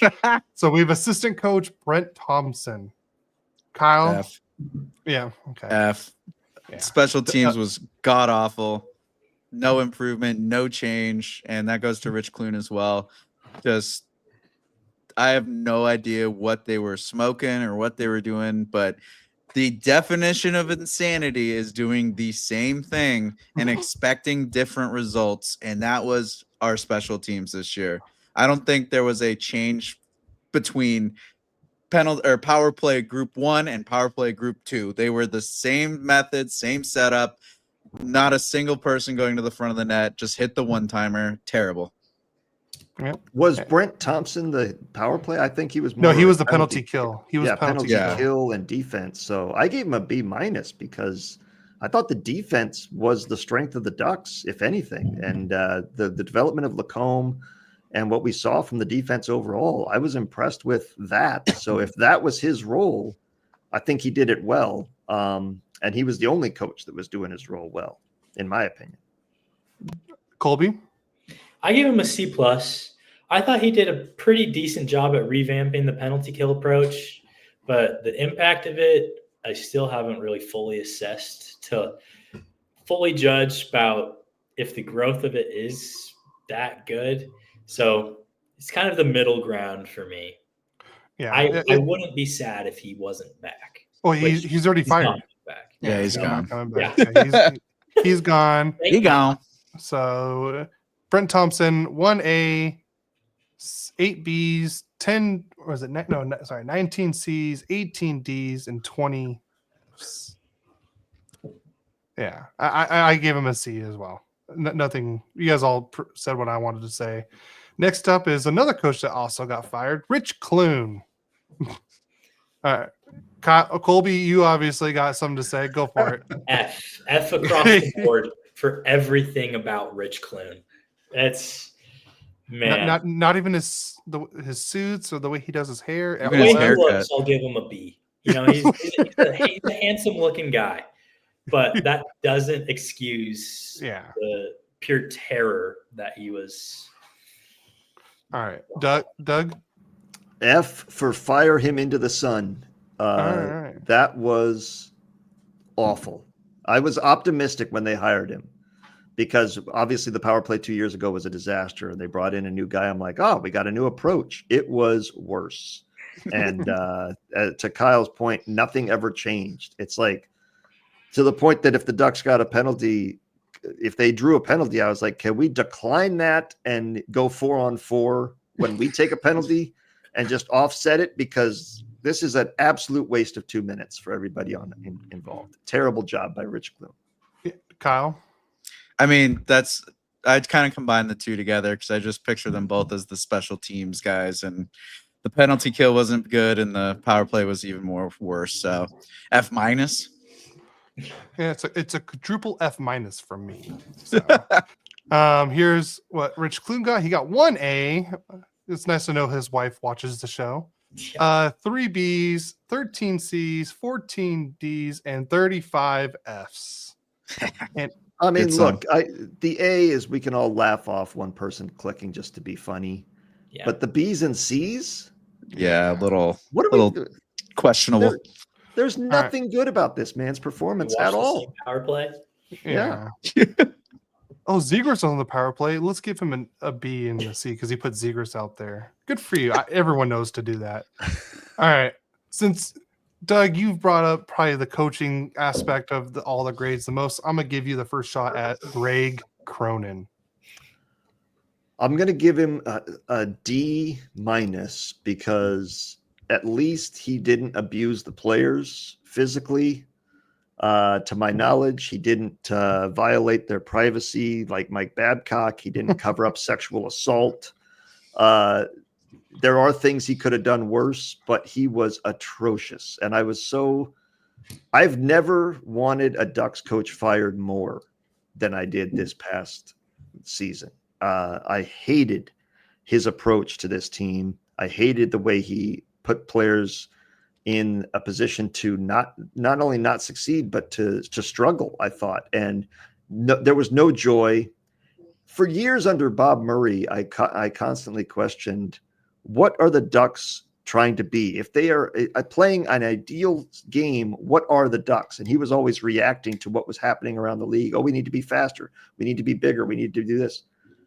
What does a Greg Cronin team look like? And if you have an AHL coach and an NHL job, the guy was overmatched on a nightly basis. This is not a development league. These are grown men.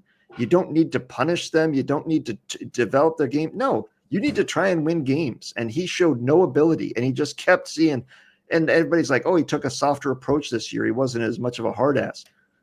Good for him, I guess, but the results are terrible. Yeah. Every point the Ducks got in the standings was because of the players, not because of Cronin. He was terrible. And I was so happy when they fired him, and hiring Coach Quenneville has completely reversed my outlook for next season. If Cronin came back, I was really like, do I even want to watch the games? Because it's going to be the same. I can't wait to watch the games with Quenneville. So I give him a D- only because he wasn't physically or emotionally manipulative. But beyond that, he was absolutely the worst coach in the NHL for the last 2 seasons. And it started off, we talked about Zegras and how his skill, the first practice they had was no sticks. The Zegras shouldn't even be on the ice then. That's not, what am I doing out here, coach? I'm here to create offense. Have you seen the plays I've made? I need a stick in my hands. No, you're going to win the battle. Okay, you got it, buddy. So I think the players are so happy he's gone. I know I am. Yeah. And D-. Yeah. Colby? I tried to be positive with mine, that I'm like, I gave him a C+, which may be really high because, I was on the Fire Cronin train in November. A month into the season, I'm like, all right, we've already had a year of this guy. We're still doing the same crappy plays. We're still doing everything, and we're losing games. Like, something has to change. By December, nothing changed. I'm like, okay, surely Four Nations will be gone. Nope. So now he's finally gone. And I'm like, yes, we improved. I don't want to give him the credit and say he is the reason why we improved, because he's not. A lot of the things that happened were our players. Everything that happened was our players, really. You look at our goaltending, they saved us so many times, like we mentioned. But I don't know. Our team's improved with our performance, but we fell short. But this was the closest we've been to the playoffs in so long that it's giving me hope that the team is heading in the right direction, whether that's because of Cronin or the players. So I tried to find the middle ground of it. Yeah. Kyle? I'm kind of on the fence here because I gave him a C, but I kind of want to give him lower just with thinking about it. And what I'm thinking about right now is, you kind of brought it up, Doug, but I remember going to last year, the first day of training camp, like his first season as a coach, and I was kind of bullish on him getting a Boston guy out here, and his talk was all talk apparently, but he pumped us up.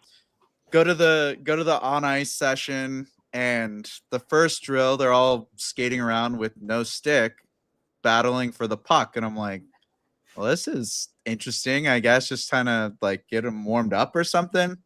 Playing soccer. The year goes by. We had the year we had last year, like the 23-24 season. Then I come to the opening day of training camp this year, and what's the first drill they're doing?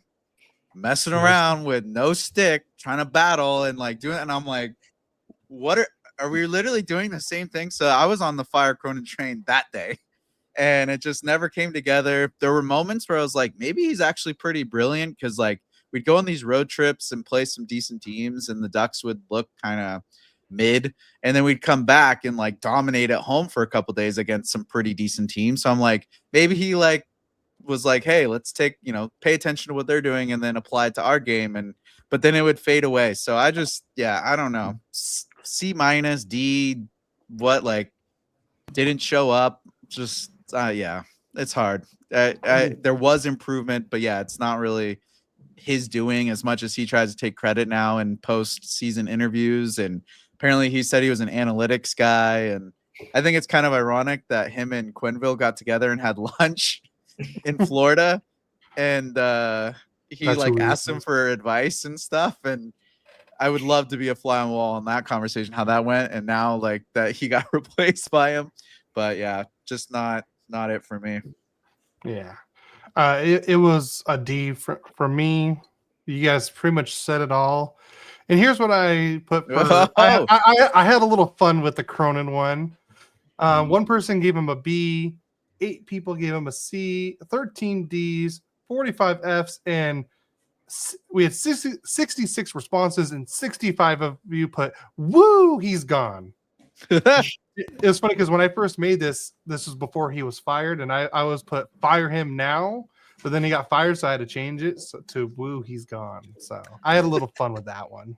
I mean, if you look at the stats that coaches impact, right? The Ducks were dead last in face-off winning percentage. They were dead last in power play.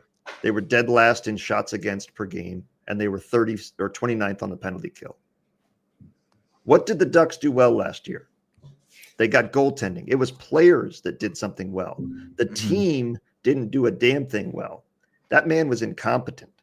I mean, absolutely incompetent. We started every shift chasing the puck.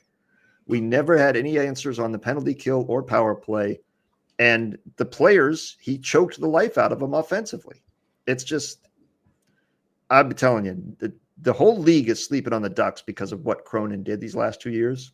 Mm-hmm. Ducks are going to blow people's minds next year. Yep. Everybody is going to have a better year offensively.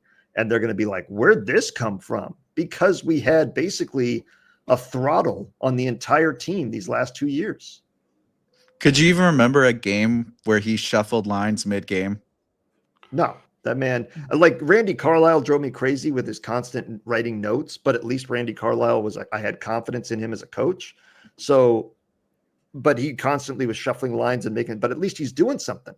Yeah. Cronin was like, he took the approach, and I love the movie, but it felt like Hoosiers. My team's on the ice, and hey, we don't need a basketball. We're going to go around. I don't want anybody shooting a ball for the first 10 days of practice. Like, that's what this felt like, was like, these are NHL grown men. You're telling Brian Dumoulin to do this? Come on, man. Like, this is ridiculous. And so I don't think the players bought in. I obviously don't think they bought in. I don't think anybody was sad to see him go. And any improvement they had this year was purely by the players, because the stats were all just as bad as they were 2 years ago. Yeah. It was just the goaltending was lights out. And that's why Peter Budaj, Dostal, and Gibson get great grades, and everybody else does not. And the coaching staff, oh my goodness. I don't know that there's ever been, hyperbole is a thing, but I don't know that there's ever been a better coaching upgrade in the NHL history than going from Greg effing Cronin to Joel Quenneville in one off season. He's the best head coach in the NHL right now, is Joel Quenneville. He could be the winningest coach of all time by the time he retires. And Greg Cronin is the worst coach I've seen the Ducks ever have, and was by far the worst coach in the NHL these last 2 years. I never thought I would miss Eakins. Yeah, 100%. Look, Aikens was not the answer most either, but he was guy also ever. that guy was a Taco Bell chef. You give him crappy ingredients, of course the food's going to taste like crap. There was no talent on that team. Max Comtois was our best offensive player, for God's sake. He's not even in the league anymore. He's playing roller. Well, for now, apparently there's talks about him coming back. But I'm sure he wants to come back. The 32 NHL GMs would have a different opinion. But this is Cronin. Thank God he's gone. He's never going to work in the NHL again. I cannot wait for next season. It's like I've been given the cure to a terminal disease. I really feel like I'm excited about the Ducks for the first time in years. Cronin's disease. Cronin's disease is cured, man. And I don't have to wonder what the hell's going on with that hairline anymore either. Oh God. I feel like he got a fresh cut like every day, it seemed like. I know. And he got more orange every day. Snip. Yeah. All right. We got one more grade to do. We're at 3 hours. This is the longest we've ever gone. General manager Pat Verbeek. How did he do this last season in your guys' eyes? Colby, start us off. I originally gave him a B, but I'm really iffy about him. And I think he knows he's probably on the hot seat, depending on how this upcoming season goes. Mm-hmm. Just because he says the same thing to us each offseason, and then we can't deliver on it.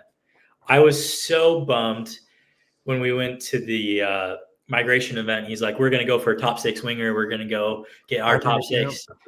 Doesn't happen. Which, I get it. I'll admit, he did try at least. He tried at least, which is good to know. And especially it's good to know that, Stammer and Marchessault went to a team that sucked and was worse than the Ducks. So I'm glad it was Nashville. Yeah. But I'm also filled with hope that I know he essentially has blank checks that he's going to be handing out to players this offseason, because the Samuelis want to win. The Ducks want to win. So I'm hoping that we make a big splash and Verbeek is able to bring us some players and hopefully some playoff wins. So he's sitting about like a C+, B- right now for me. Depending on how this upcoming season goes, can definitely change that. Yeah. Doug? I got him as a C, but I do have a question. At what point, we're saying the season evaluations, does that mean it ended at the end of the regular season? Or am I taking in the fact that he fired Cronin and hired Quenneville? You can count that if you want. If I count that, then it's a B+. Yeah. Because again, the greatest coaching upgrade in NHL history for my money. And the fact I disagree with Colby in the sense that I don't think he's on the hot seat at all. And I don't think he ever will be. The Samuelis don't fire people. Brian Burke would still be here if he wanted to be. Oh yeah. Bob Murray, if they hadn't had that hotline set up because of the Joel Quenneville situation and the whole thing in Chicago, the NHL set up a hotline. Hey, call us up if there's any problems. Immediately the phone rings and it's Ducks people saying, we got an alcoholic, an abusive alcoholic running the team here. Yeah. They do an investigation. They fire him. If they hadn't done that investigation, he would still be the Ducks GM. Yeah. I guarantee it. So they don't fire people. Verbeek's job is not at risk here. But the job he did, when you promise to the fans, we're going to go out and get a top 6 forward, we're going to get a top 4 defense, you're like, hot damn, you got to deliver on that. And if you don't, you got to come out and say why. And he never came up and followed up with here's what we tried to do.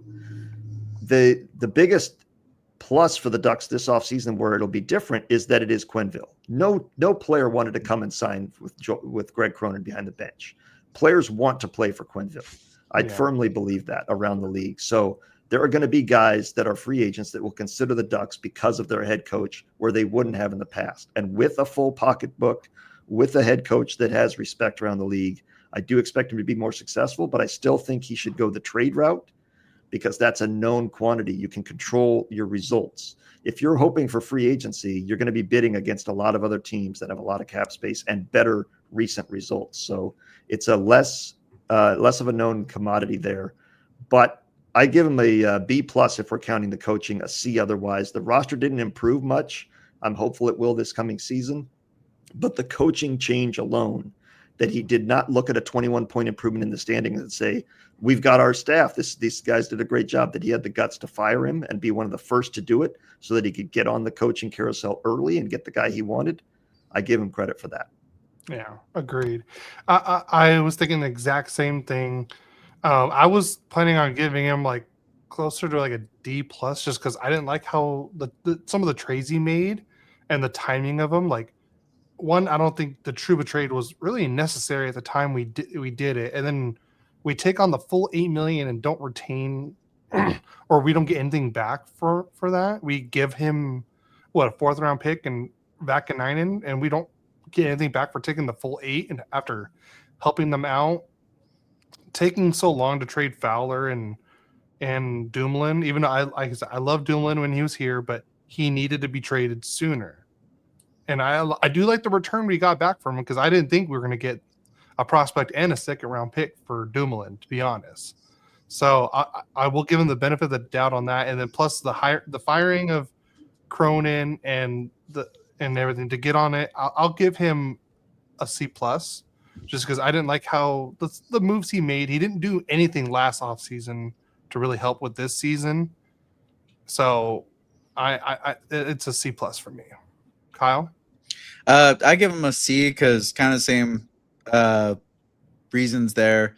If we're counting up until the Cronin firing, he didn't do anything. He didn't do anything bad, and he didn't do anything good. He literally just kind of sat there, and he's very much, well, I mean, he was raised in the Stevie Yzerman camp, and he's following pretty much like head to foot, like in suit with him, and not really talking, not really doing much. But there's a plan, but he's not going to tell you what the plan is. But there's a plan, and it's coming. But I think with the Quenneville thing, that's a big thing. But I'm really, really intrigued how this offseason is going to go, and just how well he's going to pull the trigger, if he even is going to pull the trigger, because so far the sample size we have of him is he said he tried, but it just, there hasn't been any evidence of him actually trying to pull a trigger on anyone or making a big move. Yeah. I mean, the best thing we can say for him is the Gauthier trade was genius. Yes. And taking advantage of that opportunity to get a stud player in a position you need for a guy that was expendable was a genius move. And so I'm optimistic that he will manage the defense well this offseason. But he needs to clear space, to me. Mm-hmm. I get that it's a balance, though, because I do think the Ducks want to push for the playoffs. So you don't want to go all young. But at the same time, these guys deserve minutes. So do you go with a defense that is Mintyukov, Zellweger, Leno, Lacombe, Hellison, and Trouba, or a veteran? Or do you go with a little bit more veteran presence there? Which that's going to be a tough thing for him to decide. And then is now the time to bring up Beckett Seneca and let him develop in the NHL? How do you go and get the bottom six to make the top six better? You need that top six forward, but you also need bottom six forward. He's got a lot of work to do, but he's got a lot of cap space. I think there's players, I know Kyle's talked about it, and I'm a firm believer that they are going to go after Jonathan Taves. They're going to go after Patrick Kane. I would love to see them reunite on the Ducks under Quenneville and be the guys that are the mentors that can teach these young kids how to play Quenneville's system and what it takes to win in the NHL. They're going to listen to them. I'd love to see a reunion tour for Perry. If they can add those three veterans to the bottom six, that's going to go a long way to making the Ducks a stronger team from top to bottom and be good mentors on the ice. All the possibilities are there for Verbeek this summer. I don't want him to go out and just write blank checks to Mitch Marner, as much as I'd love to have him. I'd rather have Robertson because that's a less cost and a younger player, and I think a better fit for this community. That's a guy that grew up here and is Asian like Paul Correa was. So I think there's great opportunities this summer for Pat Verbeek, and I hope when we do this show next year, we're all giving him an A. Yeah, Absolutely. agreed. So here's what our fans gave for Pat Verbeek: 3 A's, 25 B's, 27 C's, 8 D's, and 3 F's. So, but that's all the grades we have now. I'm gonna bring my dad on if he's ready. Dad, are you there? I don't know if he's on or not, but I'm on. But there you are. I was muted, so you guys didn't hear anything in my background. Well, you were off stage. We wouldn't hear from you anyways. But Doug, why don't you start us off? Where can our fans find you at? I'm often at the store. I'm often in my backyard. I got. You go to Ralph's or Pavilions? I mix it up. You know, I go where the deals are. I look at the flyers in the mail, and I decide where I'm going to go that week. I like Costco, so keep an eye out for me there. No, I'm Puck Podcast and Puck Podcast wherever you get podcasts or on YouTube. We've been doing it we're coming up on our 20th season. And we've been doing a show every single week for over 19 years now. And it has been a labor of love, but I'm ready to enjoy Ducks hockey again. And I encourage everyone, I'll plug it for them. Check out the Locked On Anaheim Ducks every day because Kyle's doing a good job. We need to support each other, our community. Mm-hmm. I know that, and that's one of the things that bothered me when I used to do a Duck podcast, and I got a lot of negative feedback from various people. I'm not going to name names because it's not important, but to me, Ducks media needs to support each other. There's not a lot of us, and build each other up, not tear each other down, not try and be in comparison with each other or competition. There's enough minutes and enjoyment for everybody. So support each other, there's different roles for each person. Derek Lee does a fantastic job covering the team. I love Derek for the hockey news. If you're not following him as often as possible, you need to, and just support each other. So we all love this team. We all want them to win. We all hate the Kings. Sorry, Gary. We all want them to fail. So look, it is what it is, but Ducks community, like when you go to a game, you don't care what religion, race, or background the person next to you is. If they're wearing Ducks colors, you're going to high five them when they score. You're going to lament with them when they get scored upon. So take that approach with you online and don't be a jerk. Don't be a troll. We're all trying to support our team here. And if you got nothing good to say it out loud or just keep it to yourself and support each other. So all the guys at the different podcasts around, we talked about Felix and their podcast. Look, whether you disagree with somebody or not, and they certainly people disagree with me, we all want the Ducks to win. So support each other and let's build this team up because next season is going to be a hell of a lot of fun. I really feel it. I really, really believe next season the Ducks are going to be a strong team that makes the playoffs and shocks this entire league. Yeah. No, I listen to a bunch of different hockey podcasts. There's some people I agree with and some people I don't. But sometimes they say something I'm like, I agree with that. But like I said, we all support one team. Like Kyle in his first episode said, trade Zegras, for God's sakes. I remember that. And I was like, wow, that's bold. Trying to get some pieces. But here we are. I don't hate him. He's been on the podcast. This is his second time now. So me and Kyle talk from time to time. So obviously what he said, I didn't like, oh, I can't stand this guy now. No, like we talk and stuff like that, and we share each other's opinions, just like you said, Doug. So I completely agree with that. So, Kyle, where can our fans find your podcast? I'll say it better that way. Yeah. So you cannot find my podcast at the store because it's now on Amazon Fire TV. But we are the Locked On Podcast Network is all over everywhere you get podcasts. So Apple, Spotify, Audible, I'm pretty sure. YouTube's the big one. We're trying to get more subscribers there because it's where a lot of the youth is now and kind of the market's going towards. So check out Locked On Anaheim Ducks because there is an Oregon Ducks. So make sure you look up Locked On Anaheim Ducks on YouTube or wherever you listen to podcasts. And then we're on all the socials now. I've got the Blue Sky, X or Twitter, if you want to call it that still, Instagram, TikTok, Threads. So we're kind of everywhere now and just trying to spread the love of Anaheim Ducks hockey. And my podcast is Monday through Friday, even in the off season, as hard as that is, 30-minute episodes. So check it out. Yep. And Colby, where can our fans find you? You can find me on X and Instagram under Anaheim Ducks memes. Not much going on right now though, since it's the off season, but I try to communicate with my followers. So stop by. Yep. All right, and then you can find Royally Quack on all your social media accounts and on every single audio platform. Please subscribe, download, and rate us on all your podcast platforms.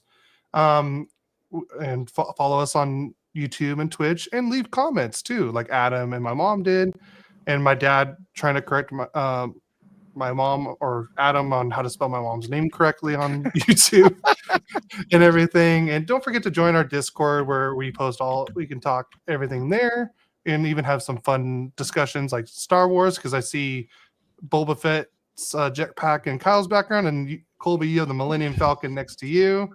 Yeah. So I said we're big Star Wars fans over here too. Oh geez.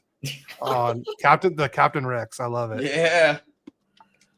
I will say one other thing to encourage the fans out there is the Duck stream that the Ducks launched a couple years ago, the 24/7 audio network. Yeah. Not only give that a check if you haven't over on TuneIn, but pressure the Ducks to give more original content to that. This kind of show that we did right here should be on Duck stream. Yeah. They need more content in the off season to keep people engaged, because I check in on that every now and then, and it's just absolutely, repeats of interviews from long ago, which is fine, but more original content. So one, check out the Ducks stream on TuneIn if you haven't already. And two, contact the Ducks and encourage them to get some more original content on there, because and even more a hosts. show like this, more hosts and more engagement like this, more roundtables and less of the stuff they're doing. Yeah, Kyle's pointing to himself. He's available. No, we need you on Locked On, Kyle. It was silent for too long. I can do both. Me and Kyle could do it together. Yeah, and I love the Ducks for changing to free media, because the making Ducks streams available for free and going to Victory Plus and making their games available for free. I appreciate the hell out of that. In an era where everything costs more, it is costing less to watch the Ducks, and I appreciate that. Yeah, there's only two things I hated about the Victory Plus was the same 5 commercials, and you couldn't skip if you were behind, you couldn't at least skip ahead to at least catch up during the commercials. That's the only two things I couldn't stand. Yeah, Victory Plus, I will say this, and I don't know if it's just me. I know you were mentioning Fire Plus there, Kyle. I'm a Roku guy. My fast forward button on that was like warp speed. You talk about the Millennium Falcon. My God, you hit that and it's suddenly like 18 minutes. Like, whoa, I just wanted to skip the commercials. I'm now in the next period. Well, that's if you could even get the game to come up. There was a few games where I'd click the game and it would just like go back to the home screen of my TV. Like it would just Yeah, close the app, and I'm like, "What is going on?" Then I go online to my browser, same thing. It like just wouldn't load the. I'm like, "What is happening?" I don't know if I got a good connection or what. I never had one issue with Victor. I didn't have any issues with that through either. Roku, so I don't know. But I usually watched on Google Chrome or the Edge browser, but never had any issues. yeah. So, but Let's thank go, you guys. Ducks. Let's go. Thank you guys for coming boys. on. We really appreciate it. I did not mean it for this to go over 3 hours like this, but I enjoyed every second. You owe me a of it. sandwich. All right. We'll meet up at Brewery X and I'll buy you a beer. How about that? Sounds good. All right. Sounds good. Thank you guys for coming on, and we'll see you guys next week. And let's go Ducks. Let's go.